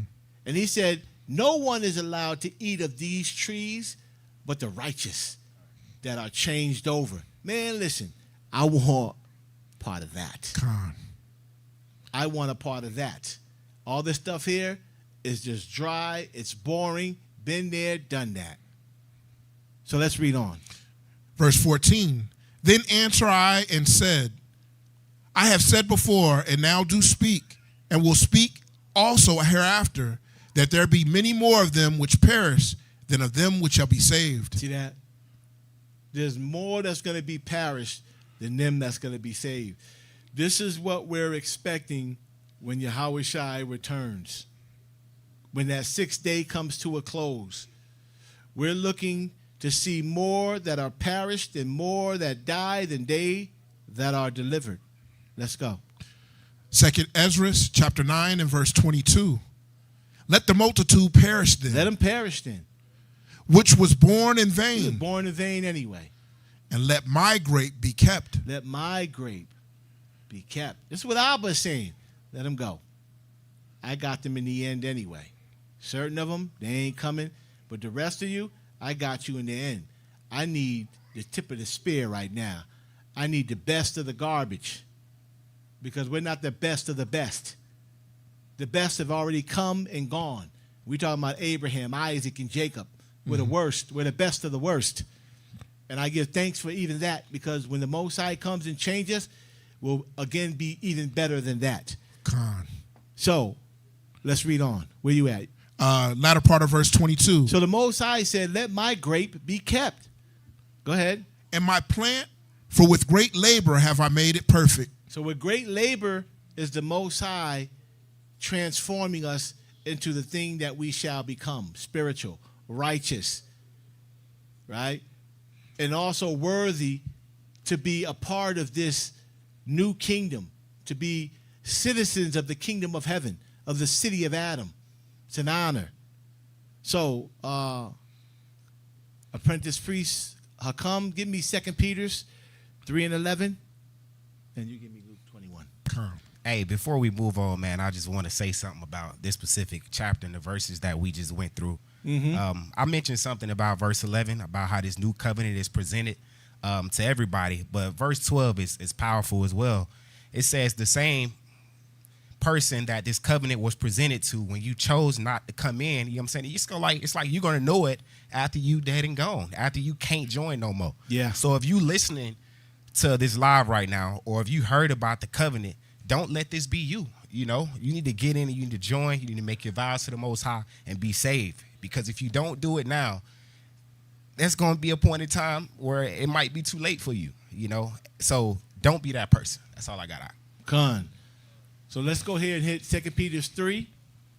Because as we're walking in this thing and as we're moving in this thing, we have to remain righteous. We have to look at what Adam and all the righteous men, even up into Noah, Abraham, Isaac, Jacob, and those righteous men, we have to look at their behavior and see what they did and do it. And then we have to look at the wicked, those that came off of the mount, those that had broke covenant with the Most High. We see what they did. We see how the Most High treated them, and then we don't do it. This is how we're going to be delivered. You got to start reading for yourself. Let's go ahead and deal with this. 2 Peter chapter 3, verse 11. Seeing then that all these things shall be dissolved. Seeing then that all these things shall be dissolved. The end is coming. Yahushua is coming. The end is near. And when I say the end, we're talking about the ending of the 6,000 year. Because it was promised that the Most High would raise us up. And we shall live in his sight in the seventh day. But all of that other stuff that was to take place is at the very end, where the Most High was going to raise us up at the end of the sixth day, and we walk into the seventh day with these powers and with these understanding and with our forefathers who have passed away. All those that died and are a part of the resurrection, we shall all walk together into, and I say that figuratively, into the seventh day. So it's not going to seventh day and then we getting ourselves together in the seventh day and we learning how to be priests. Nah. All that's happening right now, sir, ma'am. It's happening right now. It ain't going to happen then. So we're walking into that already changed. So seeing that all these things shall be dissolved and done away with, go ahead. What manner of persons ought ye to be How are you supposed to walk? How are you supposed to move in this kingdom? Go ahead.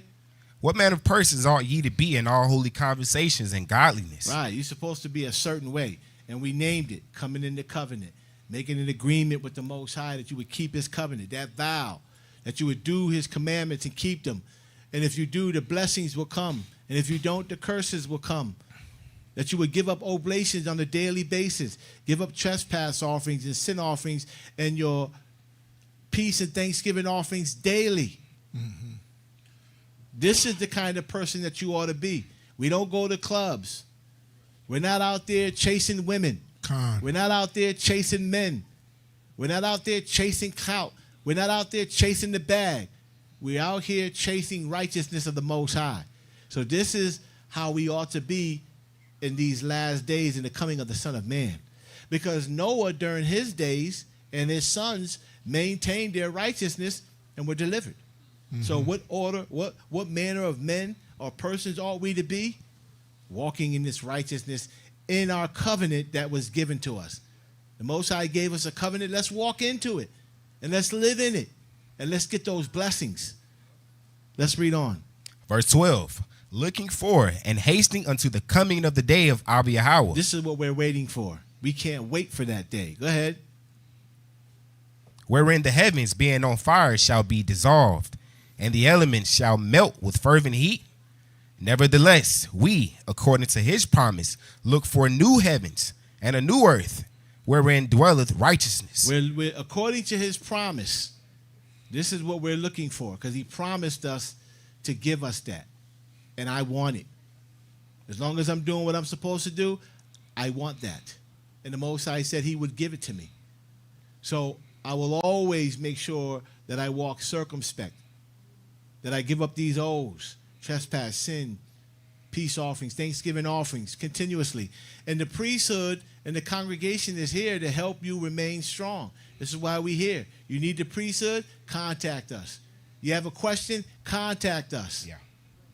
We'll give you the answers. Most High willing, we have the answers. Contact us because we only want to see you win. That's it. Just like Genin did what he did at the bottom of the mount and then won over the righteous to come down into wickedness, we're singing this song on a regular basis so that we can win you over. You hear what I'm saying? That we can win you over and that you can return back to the state in where Adam left. Genin deceived us and we came down. Now we got the righteous, the priesthood that's showing you the truth, helping you to get your house in order, that now you can return. Let's read on. Call the chapter and the verse. 2 Peter chapter 3, verse 14. Wherefore, beloved, seeing that ye look for such things, be diligent that ye may be found of him in peace, without spot and blameless. Right, that you may be Powerful. found in the Most High in his peace offerings. Mm-hmm.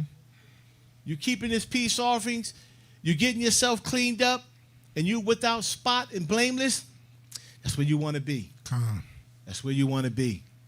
And this is what we're here trying to tell you, trying to show you. All our Hebrew constituents, our brothers that reads the Bible, that really want salvation and looking for salvation, we adjure you to come and read for yourself. Start questioning your old doctrine. If in case, right, Daniel said in the last days knowledge shall be increased, it only means that whatever you're sitting in, right, you might have been in the church for the last 20 years, 30 years, 40 years, 50 years. Daniel said that the knowledge of the Most High shall increase. So what, as the righteous, should we be looking for? Things that are in the scripture that we never heard before. Kind. But yet it's right there in our face. Kind. This is what we're looking for. A lot of us are too worried about the wicked and how they're going to be punished. Who cares? Right. We want to know how the righteous is going to be delivered. And if I can sit in that number and do the things that I can be delivered, this is what's important. Come. So, Hey, can I add something to this, priest? Go right ahead. This verse is powerful, man. Peter seems to be embodying an oblation right here. It says, be diligent that you may be found of him in peace. We know we give up peace and thanksgiving offerings without spot. You know, if you got sin on you, then you're spotted essentially. You know, and you have to give up these sin offerings to be without spot and blameless. You know, Hasatan is looking to accuse you because of the trespasses that you make. And in order to be found blameless, you got to give up trespass offerings. Kind. So Peter's telling us to be diligent in this covenant, you know, and get into these lots. So, And like I said, what Peter says matters. People overlook Peter. Peter was a chief priest at that time. yeah. The church was built upon him. He was the leader. You know, a lot of people look at Paul, you know, and they try to use Paul to justify their error, Yeah. you know. But Paul had to submit at the feet of Peter. You sure So did. when you read Peter, I mean, all of this is important, but just remember what Peter says is important and powerful. Come. But I got it. So now we're going to hit Luke 21, start at 31. Luke 21 and 31, kind of ending up where we began. Let's go. So likewise, you, when ye see these things come to pass, And we've pointed it out throughout the whole class. You see these things are here. You see that we're living in prophecy. We're not waiting for it. So when you see these things come to pass, go ahead. Know ye that the kingdom of Abba Yahweh is nigh at This hand. 6th day is almost over with. Con. It's almost over, man. The games is over. Get thy house in order. We got to stop playing these games. And when I say that, I mean all of us. I'm not excluded from that.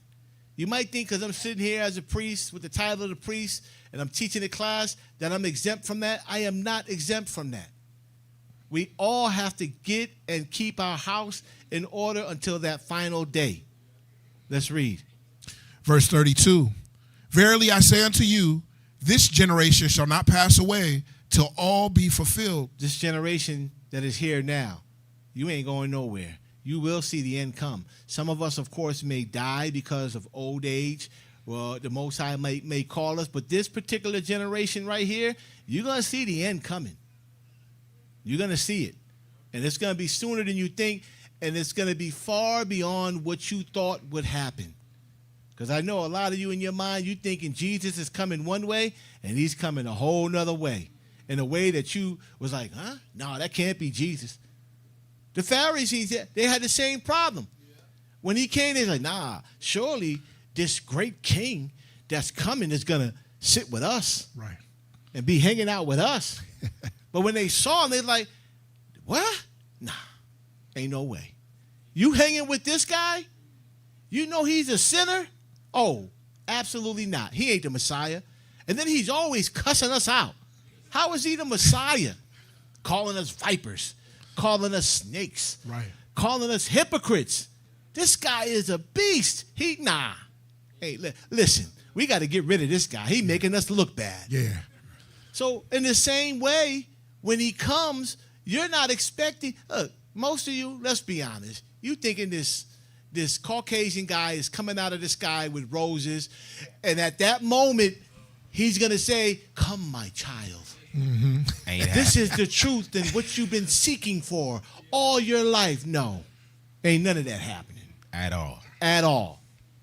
In fact, he says, when he came, he was a lamb, sacrificial lamb. But when he comes back, he shall be a conquering lion. There's a difference. Con. If you don't know the difference, you need to go to the National Geographic. Right. You can look that up on YouTube and see the difference between a lion and a sheep. Right. They both look different, and they both come with a different spirit. Yeah. If a sheep ran up on me, I'd be like, oh, okay, come here, I'm a little sheep.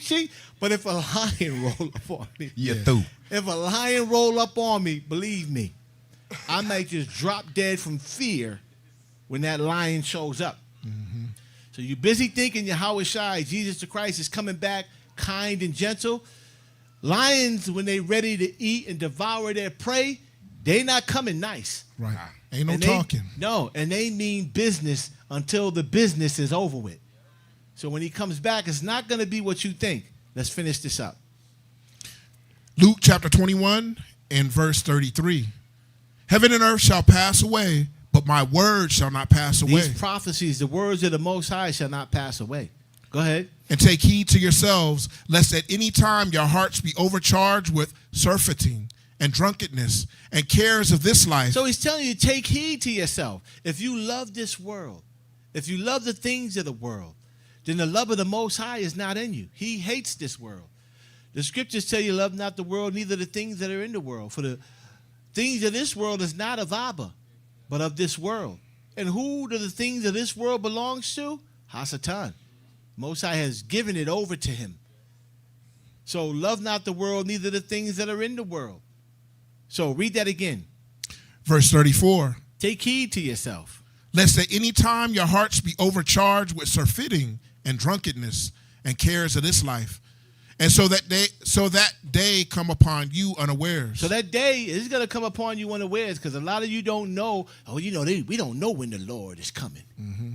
No man knoweth the time. You know, it just tickles me when I hear that, right? No man knoweth the time or the hour, and that's true.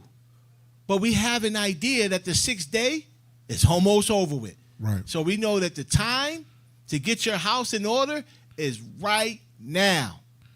Don't wait till tomorrow. Don't wait till next week. Don't wait till next year. Get it together now. Let the cleaning start now. If you can come down, get in the covenant, join as a registered member of the city of Adam, where you can have access to the oblations. And the Most High sees that if you're becoming a member of the city of Adam, that you have to have some kind of love for him in order to take your money to become a part of the city of Adam and then be a part of all that's going on. So come in, get in the O's, eventually get your house and your finances together and come under the covenant so that you can be ready for this day, because it's going to come upon you unawares. Believe me. Just like the day of Noah, just like when the city of Sodom and Gomorrah. The moment that the angels came to get Lot didn't know they was coming. He didn't get a telegram and say, we'll be here at 5 o'clock tomorrow. Right. Be ready. They came, they showed up, they said, we got to get out of here now. Yeah. And it was so impertinent for them to leave now. Lot was lollygagging. They grabbed him up, grabbed his wife and daughter's hand and said, we got to go now. Right. So you guys got to come in this covenant now. You can't, I wouldn't play with it. Right.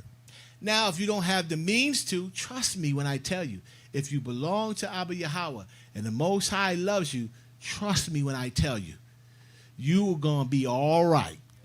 Trust me. He knows who's his. He knows who can't get down here. So don't worry yourself to death about it. You should be more worried about keeping his covenant. Right. You may not be in covenant with the Most High, but you love the Most High. You're a part of the city of Adam. Then keep these feasts. Keep these high holy days. If you're a part of the city of Adam, get in them covenants. Who knows what the Most High will do? Ultimately, we all have to be in covenant of the Most High, but I would say now. Start now. Make no tarrying to serve the Most High. Come in while he may be found. So let's finish this up. Luke chapter 21 and verse 35. For as a snare shall it come on all them that dwell on the face of the whole earth. Watch ye therefore and pray always, that ye may be accounted worthy to escape all these things that shall come to pass and stand before the Son of the Most High. So Son of Man, right. So the last chapter, the last scripture that we're reading, right? And I got it entitled Endure Hardness. And I got it entitled Endure Hardness so that you can understand when you come in this walk, it's not going to be easy peasy. It's just not. As we read earlier, you got to put in work. Your works are going to be accounted for your deliverance. So you have to get to work. The Most High even tells you to consider the ant, thou sluggard, and consider her ways. Ants don't sit around playing around, shooting dice, shooting the breeze, having drinks, chilling out when there's work to be done. You always see ants working and preparing constantly. So this is what the Most High wants us to do, to constantly be in this work, constantly preparing, getting ourselves cleaned up for when that day comes. So, let's go. Oh, yeah. As a matter of fact, go ahead and bring that up, because I asked him to get surfeiting, right? It says, be not overcharged with surfeiting, right? And drunkenness and the cares of this life. What is surfeiting? So surfeiting is just to indulge in excess. So essentially just like the overindulgence of. Yeah, overindulging in excess. Like, dude, you going out too much. Dude, you drinking too much. Dude, you messing with too many women. You trying to run up that bag too much. Yeah, chasing after that. Don't be overcharged with that. And don't get caught up into this world. And we're about to get into it again here. So let's go ahead and finish that out. I think you was going to read that, right? Yeah, Second Timothy chapter 2, verse 1. And we'll end with this. Thou therefore, my son, be strong in the grace that is in the Messiah, the Prince. So he's talking to those that are in covenant with the Most High, right? He's not talking about those that are not in covenant. Because, number one, if you belong to Satan, the Most High not calling you son. Right. So he's talking to those that are in covenant or those that love him, to be strong in this seventh covenant that I have given you by way of Yahushua, the Messiah, the Prince. Go ahead. Verse 2. And the things that thou hast heard of me among many witnesses, the same commit thou to faithful men. Talking about them then, but also us.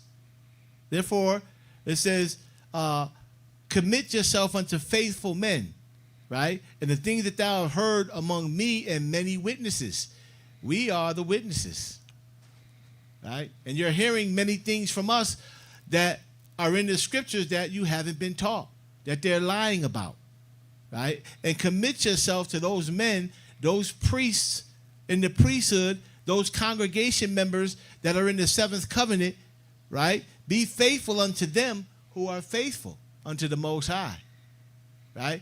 Paul said, be ye followers of me, even as I am of Christ. This is what we're talking about here. Let's read. The same commit thyself to faithful men who shall be able to teach others also. And finally, go ahead. Thou therefore endure hardness. Endure hardness is coming. Hasatan, he sees you, right? But you're enduring hardness as what? As a good soldier of the Messiah, the Prince. Why is he saying a soldier? Because we're at war. Mm-hmm. We're in a battle. We fight not against flesh and blood, right? So what do we fight against? Principalities. These evil spirits of sin, principalities and wickedness in high places. We're at war. So he's saying that while you're in this covenant, you are a soldier. And you are to endure that hardness, because when you come into this covenant, there is a bullseye on your back, and Hasatan and his minions are driving hard to move you out. The same way that he moved those children of Seth to all come down except 3 was left. Yeah. He was pounding hard. You got to endure this hardness because he's coming. Mm-hmm. And he's perfected this thing. And if you're not ready, you will fall. Many have already fallen and have no way of coming back.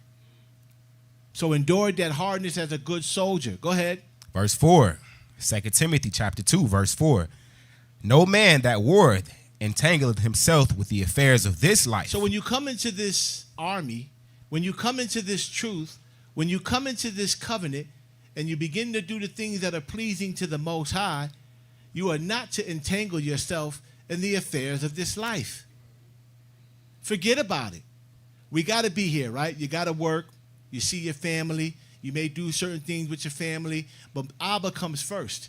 And you don't entangle yourselves in the affairs of this world. Oh, you know, grandmama is having Christmas. I don't care about that. Tell grandmama I'll see her next week. Mm-hmm. And we can skip Christmas. We're not entangling ourselves. Oh, I'm going out to the club. Well, we're going to have fun. You know, Jay-Z going to be there. I don't care about that. What did he not tell us, right? To be more willing to be companions with the angels of heaven rather than the men that are on earth. I want the angels to be my companion. Who cares about going to a club because some celebrity is there? Yeah. Is he righteous? Is he keeping the commandments of the Most High? I care not about that. So if you come into this covenant, you cannot, you should not be entangled with the affairs of this world, of this life, especially now because Yahweh is knocking at the door. Mm-hmm. He's right there. And there's some other things that I can tell you, and I might have said it before, but I'm going to hold that right now because you probably really wouldn't understand it. You would think that we were all crazy, but he's at the door. Let's read. 2 Timothy chapter 2, verse 4. No man that warreth entangleth himself with the affairs of this life, that he may please him who hath chosen him to be a soldier. So if you do not entangle yourself in the affairs of this life, of this world, then you become friends with the Heavenly Father because now you're pleasing him. So it's just telling you right there, separate yourselves from the world and the Most High will be pleased. Like I said, there's nothing wrong with you wanting to buy a house, get a car. You know, there's nothing wrong with you. You might want to start a business or whatever. But is that your focus? Is that all you focusing on? You're not coming in covenant because I got a business to run? You're not coming in covenant because I got to build this house? You're not coming into covenant because you got this bag to chase? Wrong thing to do.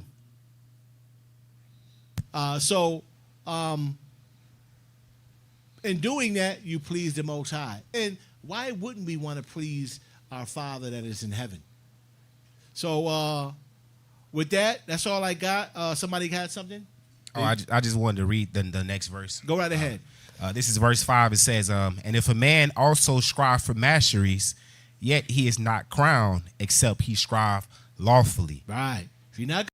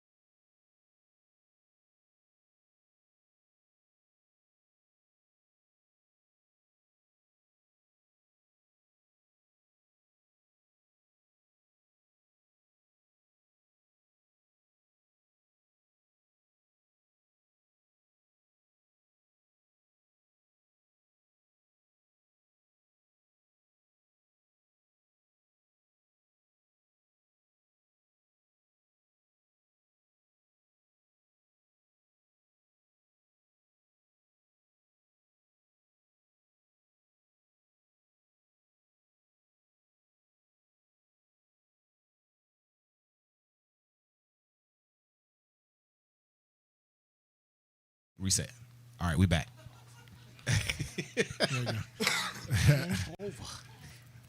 we back All right, on? Yeah, kind of. Just in case, hopefully it's back on. We heard that it was down.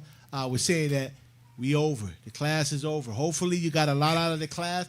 Hopefully you're getting a lot out of the series. You need to watch it from the beginning. This is important. The reason why it's coming out now is because Abba is getting ready to show up and show out. He don't give you nothing for you not to use it. That's right. What's that? Oh yeah, go ahead and bring it out. Yeah, one more time. Since the mic was kind of out, we're gonna let him go ahead and repeat what he repeated before we ended, and we'll go ahead and end that and open up for Q&A. Most High willing, we'll have the answers for you. Hopefully, everybody heard the breakdown of that Gabaria did with 2 Timothy chapter 2, 1 through 4. I just read verse 5. And verse 5 says, if any man also strive for masteries, yet he is not crowned, except he strive lawfully. In the house of wisdom, we understand that there are fundamentals of wisdom, and knowing the difference betwixt law, statutes, and commandments is one of them. This verse is telling us the only way that you can get crowned, is if you fight lawfully, being entering into this covenant and giving up these oblations. That's all I got to add. Right. So you must be engaged in sacrificing unto the Most High. Have to be. Not animals. Right. Because a lot of you are going to turn this thing off and run because you hear sacrifices. And no, it ain't to the devil. It's the bread and the wine, among other things. But it's not animals. It's not blood. It's the blood of the grapes. So don't get crazy. Christ told you, in order for you to see life, you must eat his flesh and drink his blood. And it ain't communion. No, so and it's come not see communion. us. Right, so come see us. So with that, we're going to end it. Hopefully you got a lot out of the class. And most high willing, the answers or the questions that you have, hopefully we have an answer for them. Any questions in the audience first? Let's start with the audience first, and then we'll go ahead. I'll out to the audience online. And for those that are coming out, for those that are looking at the video, man, we really appreciate you coming out.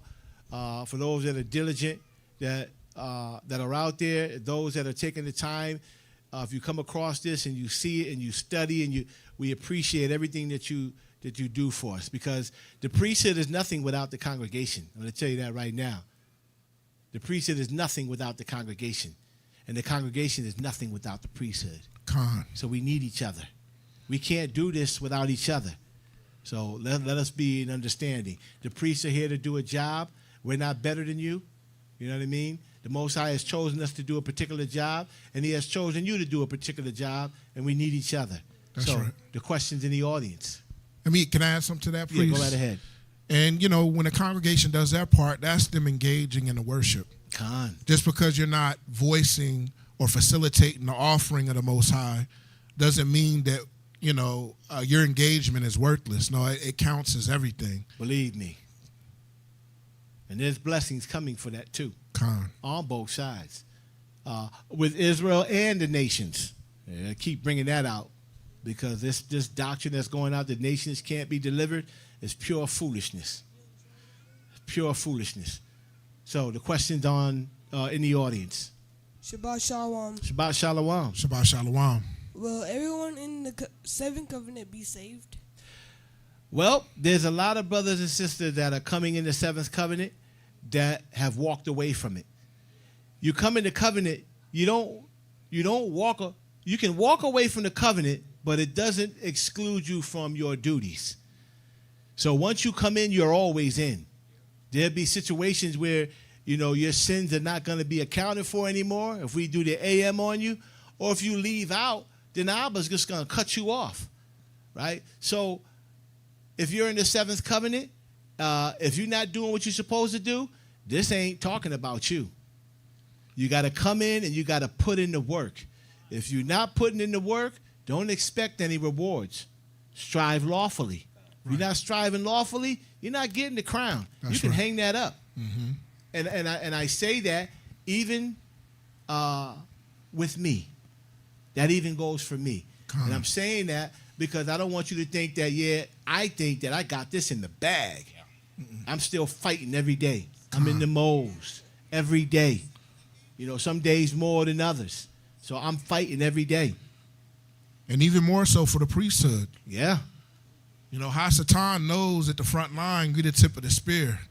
So the priesthood is taking the brunt of this battle. Oh, yeah, we're standing in the gap for the nation and for the world. So we're seeing the most fierce part of this battle. So what Priest is saying, I would say he's feeling it more than the congregation. So, but I want to add, where you finished, Priest, I want to add something to that. Yeah, go right ahead. The scriptures say he that endures to the end shall be saved. So we're on a probationary period. It's not guaranteed. So when you go out, when you grow up, this is a young prince that's asking this question for the audience that don't hear him. So when you go to work, when you get a job, you go through a probationary period, right?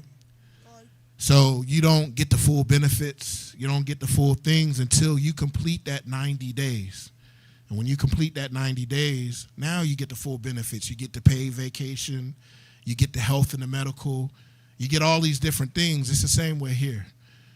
You have to pass this probationary period. We must endure to the end of this 6th day or the 6,000 year in order to receive, more benefits that the Most High says he has for us. So you got to endure. Right. So even for the 6,000 years, right? Some of us may pass away before that 6,000 year is up, that 6th day is up. The question is, did you remain righteous? Did you remain pious? Were you in your covenant doing what you were supposed to do? That's what matters. So if we leave this earth before the 6th day is over with, if you have done that, then your reward will be waiting for you. So you know what you have done. Especially once you leave out of here, you'll know because you'll be going right before, as we read, Adam and Abel, and your judgments will be given then. Whether you go into the 2nd division or the 3rd division. And to be honest, Enoch was terrified of the 3rd But he said, I want to be there in that Second division. Yeah, I want to be in that one. Con. That's the way I want to go. So good question. Any more questions? Oh, I have a second question. Go right ahead. What about the other 6 covenants? What happened? What about the other 6 covenants? Would they be saved as well? The other who? The 6 covenants. Oh, the other, yeah, all those that remained righteous in their covenants, when they passed away, they're coming too. Gone. They had to have remained righteous in their time and in their covenant. From the time that they came in to the time that they left out, they had to be striving lawfully to get that crown. If not, they're not getting it. Con. They're not getting it. Mm-mm. You know, and it's funny how, right, it's just something that came to my head. You know, it's kind of funny how, especially in the Christian church, you know, everybody that dies is going to heaven. Listen, I've been to funerals of guys that I know was wicked as all get out, and the preacher talk about this man go, we know he's in heaven with the Lord. I don't think so. He in duty hell with them angels being punished. The righteous angels. Everybody ain't going to heaven. And everybody ain't going to hell. The majority is going to hell, so to speak. They're going into punishment. I say hell because this is what we understand, but it's a division of punishment. This is what it is. So, any more questions? Shalom, priesthood. Shalom. Will everyone in the covenant, will there be a remnant from every covenant or millennium? Yes, there'll be a remnant from every covenant and every millennium and from every nation.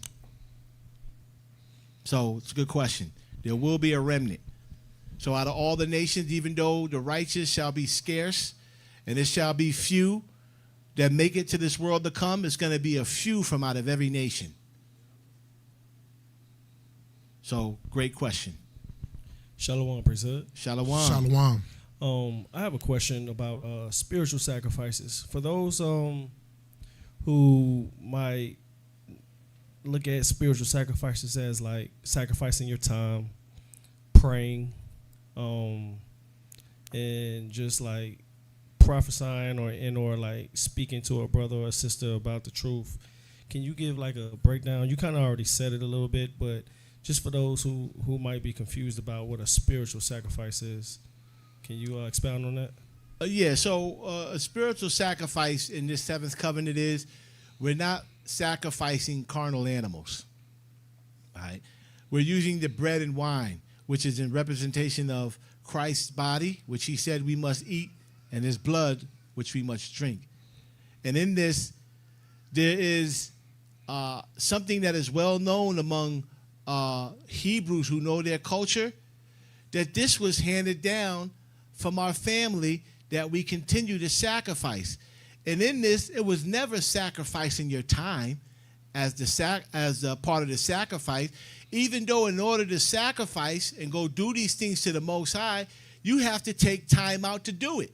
Right? So you are sacrificing your time, but this sacrifice that it's talking about, when you're giving up a trespass offering, a sin offering, a peace offering, a thanksgiving offering, it's a literal physical sacrifice that's being spoke spiritually. Yeah.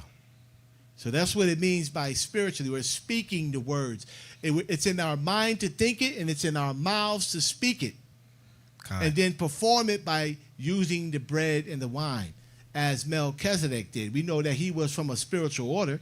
When he met with Abraham, they gave up a tithe offering. What did they use? Bread and wine.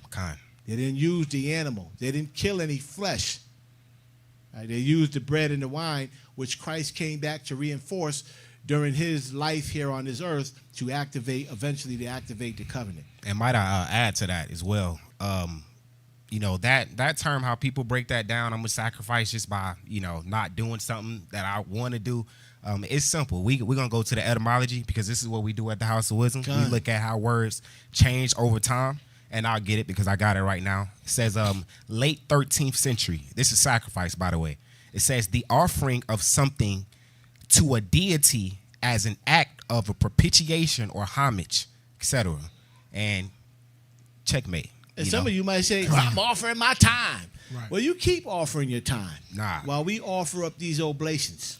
Right? And let's see in the end, as Janice and Jambres, right? Yeah. Cora and Dathan, yeah, we'll see. You continue doing what you're doing, and we'll continue to do what we're doing. And let's see whose sacrifices are accepted by the Most High.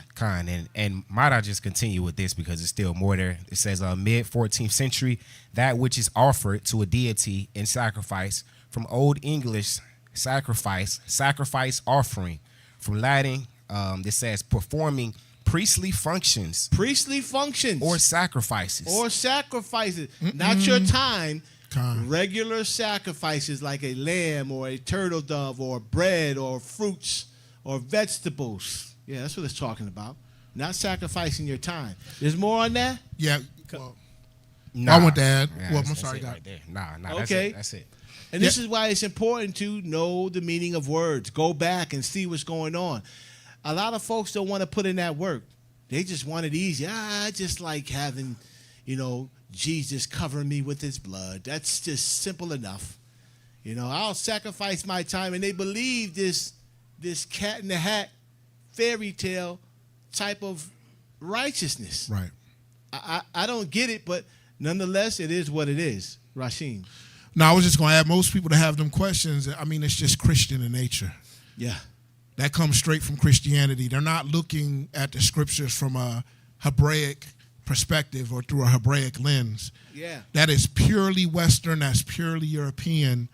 You can clearly see, like he said, we make fun of it because we were there. I was a Christian. Yeah. I said some of these things. It truly is Mother Goose, Dr. Seuss type talk. But if you look at the scriptures in the way it's supposed to be looked at, who wrote it, who it was for, their cultures and their customs, you can clearly see that, have an understanding of what prayer and these things are. And wisdom has to show you that. I mean, we didn't see it when we were in Christianity, but we can see it now. God. So those people that are talking like that, that's purely Western. Also, like, understanding that oblations is kind of like the key to that door. I was looking at John 6:63, where it kind of explains. Can somebody get that? John 6:63. Go ahead. It's John chapter 6, verse 63. It is the spirit that quickeneth, the flesh profiteth nothing. The words that I speak unto you, they are spirit and they are life. Right on point, my brother. Mm-hmm. Right on point. And again, what's amazing about this is not coming from, Kahan Gabaria, Kahan Rashim, apprentice Kahan Hakam. It's coming from the word of Abba Yahweh. Khan. And that makes it more the validity for me. It ain't coming from the mouth of man. It's coming from the mouth of the Most High. Read that again. I just love hearing that. Yeah. Read that one more time. John chapter 6, verse 63. It is the spirit that quickeneth, the flesh profiteth nothing. The words that I speak unto you, they are spirit and they are life. Come on, man. So we speak in life. Khan. We speak in spirit. Yeah. And if you hear the oblations, you hear the priesthood walking you through what? The temple. So spiritually, we're speaking it as if we're doing it.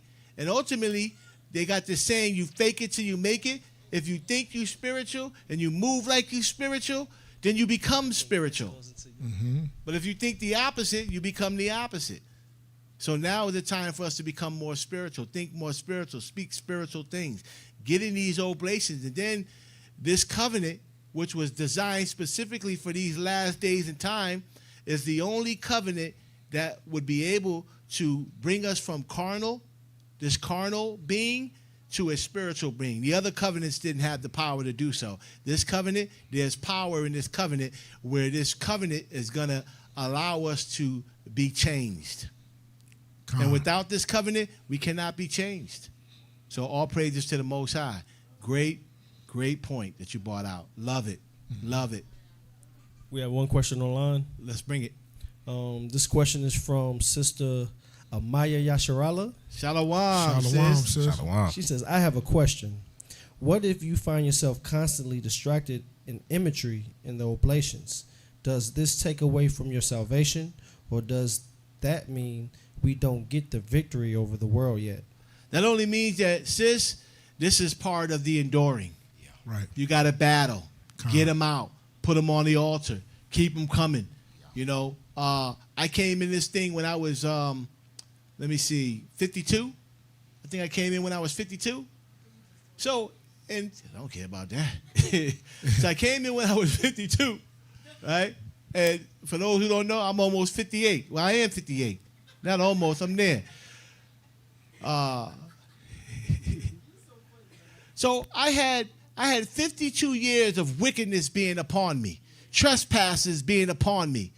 So they there, compacted like a nappy head.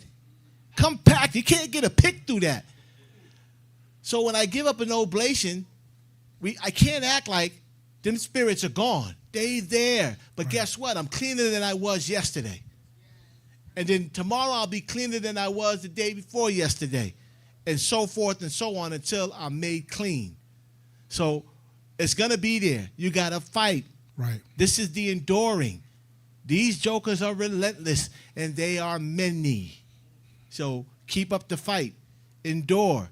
Endure hardness as a good soldier. That's why all this stuff came out. You're going to need this to take this with you. Take them tools, put them in your bag, and when you run through trouble, take them out and use them. Con. You have the power to slay these spirits. Right. Don't think you don't have any power. You have the power. It's been given to you from on high. Yes, sir. So use it. Con. So when you're calling out to the Most High, he's like, I gave you that knife. You didn't get that knife? Mm-hmm. That knife is going to take care of Hasatan. Use it. Use it. So the same way, use those O's. They seem like they keep using them. It's working. Trust me when I tell you, it's working. And if you've been around long enough, if you've been watching it, you know. And I'm sure, sis, you know. You've been around, you know. And you know I know you know. So just keep fighting. That's it. And everybody else who's listening and earshot of it, we got to keep fighting until the end. You know, all the way up until, and for some of you, it might surprise you, even chief priests and Kahan Yaradan is still in the battle. They have to endure. They're not exempt either. At some point, we will be exempt, but not right now. Right. So we keep fighting. We keep enduring until the end. So great question, sis. And can I add something to that, priest? Go right ahead. So, like, according to the scriptures, you know, you got to cast those imaginations down. Khan. Right? You know, you have the keys of David for being under this covenant, which means you can bind and loose. So you address these evil spirits as such. You bind them to the horns of the brazen altar. You cast these things down. And there's other techniques you can do when you're distraction in oblations. And just speaking directly to sis, you know, focus on what the priests are saying. Yeah. Sometimes when your mind is wandering in oblation or the Hasatan is trying to affect you there, focus on every word that the priest is saying. And it drowns, you know, it'll drown that out. And of course, like I said, cast those things down because you have the power to do that. Like, you know, Kahan Gabari is saying, you know, Hasatan ain't just going to sit on the sidelines. He fears the priesthood. He says he fears the very garments of the priest, right? He fears what's being done, but he's still swinging. Yeah. Oh, yeah. He's still swinging. It's a losing battle for him, but he still swings. So you got to swing back. His life depends on it. Con. So you know he's fighting, and your life depends on it. Con. So why aren't you fighting? Got to fight. Not saying you're not fighting, sis. We already know your pedigree. Con. So we know you and your husband are fighting, but anybody else who's having that struggle, we got to fight. Let us fight. And listen, we're here together in this. You need us, call us. We're here for you. So great question. All praises. We have another question. It's coming from Yaisha name. Yah is his name. Okay. Salaki. Shalom. The question is, remember the malefactors of the cross. One of them literally entered the covenant, right? Oh, that's not a question. Oh, that's Salak, yeah. What was the question? Maria Okay, Yah okay, has it's come. one. Yeah, there you go. From Maria. Shalom, Shalom, priesthood. Maria. Shalom, sis. What is the right way to guide your teenager who spends time with friends outside the covenant while we continue our family Bible study and attend oblations with us? The best way, like I said, Hasatan got his hands on our children. You know, I wouldn't stop talking to him about it. Ultimately, if they're in your house, there's certain things that you can lay down, rules you can lay down. But ultimately, if they're not following by those rules, you know, you have to make a decision. You know, but ultimately, them being out on their own, they're responsible for themselves. The only thing you can really do for them is go into Moses and ask the Most High that they see what's going on and become more serious. Calm. You can't force your grown children, and even when you, it's kind of difficult to say this, right? Because you got 16, 15, 14 years old that are very cunning, right? And they may not want to do something, and you might get hung up trying to be forceful. They might end up ending out of your house, living with their grandmothers. The best thing to do, I would say, in that situation is send up prayers to the Most High. It is your house. You set certain rules and standards. But if they don't want to go by that rules and standards and you have to end up putting them out, go in prayer to Abba. Calm. To allow them to see what's going on out there without suffering major consequences. Calm. Let them be able to see it. Don't let Abba, just don't kill them. Right. Let them see what's going on and allow them to come and to be faithful and deal with this thing. And It's kind of hard with those teenagers too, man, because like I said, I had my teenagers. I got one that's in the house now. That's a teenager. And everybody else who has teenagers, they're going through the same thing. Hasatan has got a tight grip on this world. Mm-hmm. So they got it bad just as adults do. And just like adults, we pray for them and ask the Most High for our aunties, our cousins, our family members that are not in, to show them the way. That's what I have. Rashim, you may have something similar or different. Yeah, to hit kind of on what you're saying. The scripture says foolishness is hid in the heart of a child, right? They're still a child as it relates to things spiritually, right? So I would say, like what Gabaria says, this is where you have to use the weapon that the Most High gave you, the oblations. You got to petition wisdom on how to deal with your child. Yeah. Every child is different, too. Every child is different, yeah. So, even with my children, wisdom, and this is one of the things I ask for as a parent because we don't know it all. We go to wisdom, like you said, you go to them for everything. But what do I do with, my child and they're doing this, or how do I speak to them about this or that? So I would say to do the same thing for your child, and wisdom will give you the answer that you're seeking for. Now, as Gabaria said, it's on the child to follow your instruction. That's not on you. But if you get the wisdom on how to deal with the situation or how to address them in this particular circumstance or situation, at that point it's on a child to receive it and obey. That's not on you. And let me get some clarity, right? When he says child, the question was about a teenager, right? But also, I would say even older. A child that's 9, 10, man, listen, you're going to do what I tell you to do. Come. Or the rod of correction shall drive that foolishness out of you. And in that also you got to be careful because Hasatan got that grip. All they got to do is make one phone call, and that's all. And they coming for you. And now you're dealing with foolishness. A lot of times, when DFACT or those child protective services come in, a lot of times they find nothing, but sometimes they find everything. You see, so again, if that's something that you got to deal with, go in the O's. Trust in the Most High. Those O's work. But a younger child, like I said, you're going to do what I tell you to do. But when they start becoming teenagers, it becomes a little bit difficult. You know what I mean? Because, like I said, I dealt with them. I'm dealing with one now. It's not as simple as dealing with somebody who's 5, 6, 7, and 8. Yeah. It's a little different. So when he says child, he's not talking about somebody 5. That's right. So Supplications. I mean, I have to give a shout out to Priest Ira. He says this all the time. He deals with this, focused oblations. When you're in all these oblations, and I'm not saying that you're not being focused, sis. I'm just saying that when you're in these oblations, you got to focus. And in a supplication, by definition, is a specific request.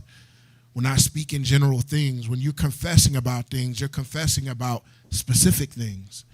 When you want a thing, you're talking about a specific thing. And so you present these to the Most High.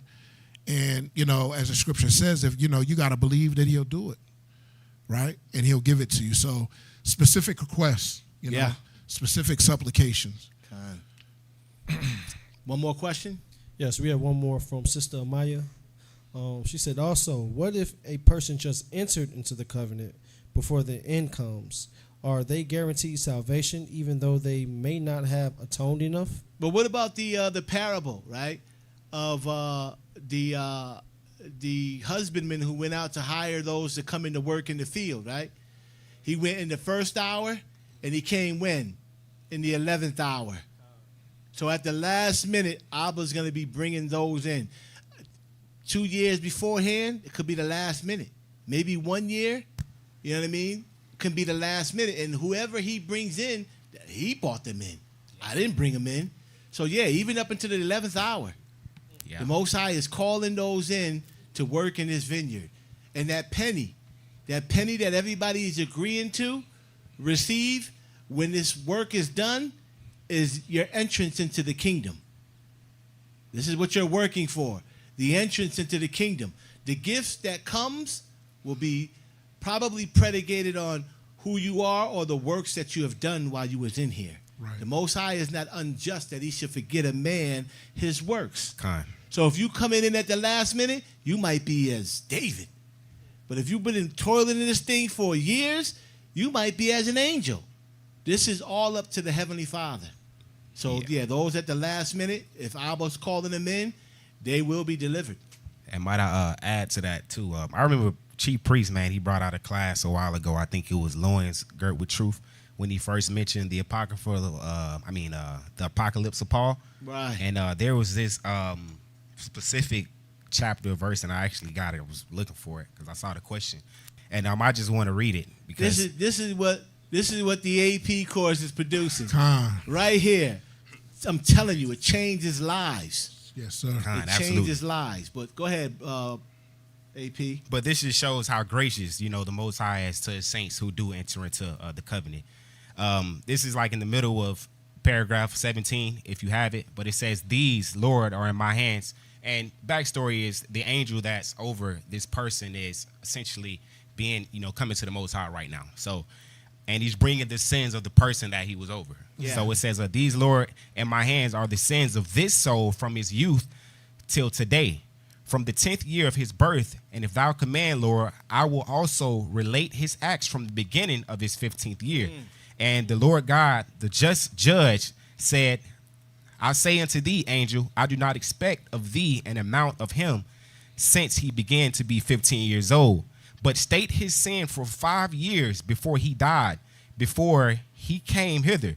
And again, the just judge said, For by myself I swear, and by my holy angels, by my virtue, that if he had repented 5 years before he died, or entered into a covenant 5 years before he died, on account of 1 year's life, oblivion would now be thrown over all the evil which he had sinned before. Woo! And man, would you look at that? yeah, it's crazy. Amazing.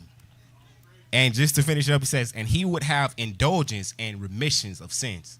So There's your answer, sis. Right. there it is. And there's Amazing. Yep. Can I add to that? I want to bring something out as well. In Ezekiel chapter 18 and 21, it reads, "But if the wicked will turn from all his sins that he have committed and keep all my statutes and do that which is lawful and right, he shall surely live. He shall not die. All his transgressions that he hath committed, they shall not be mentioned unto him. And his righteousness that he hath done, he shall live." There you go. Mm-hmm. Another apprentice priest. Con. Right there in the making. Praises. All praises to the Most High. All praises. This is what happens when you come into the priesthood, right? You begin to learn things. You begin to understand things. You begin to learn how to really become righteous. All praises to the Most High. Any more questions? I see no movement. So with that, we want to thank everybody for coming in and joining us in this Shabbat class. We appreciate you coming out every week to support. We appreciate all your support that you may give to the House of Wisdom. So with that, may the peace and thanksgiving offerings be multiplied unto you all. Shabbat Shalom. Shabbat Shalom.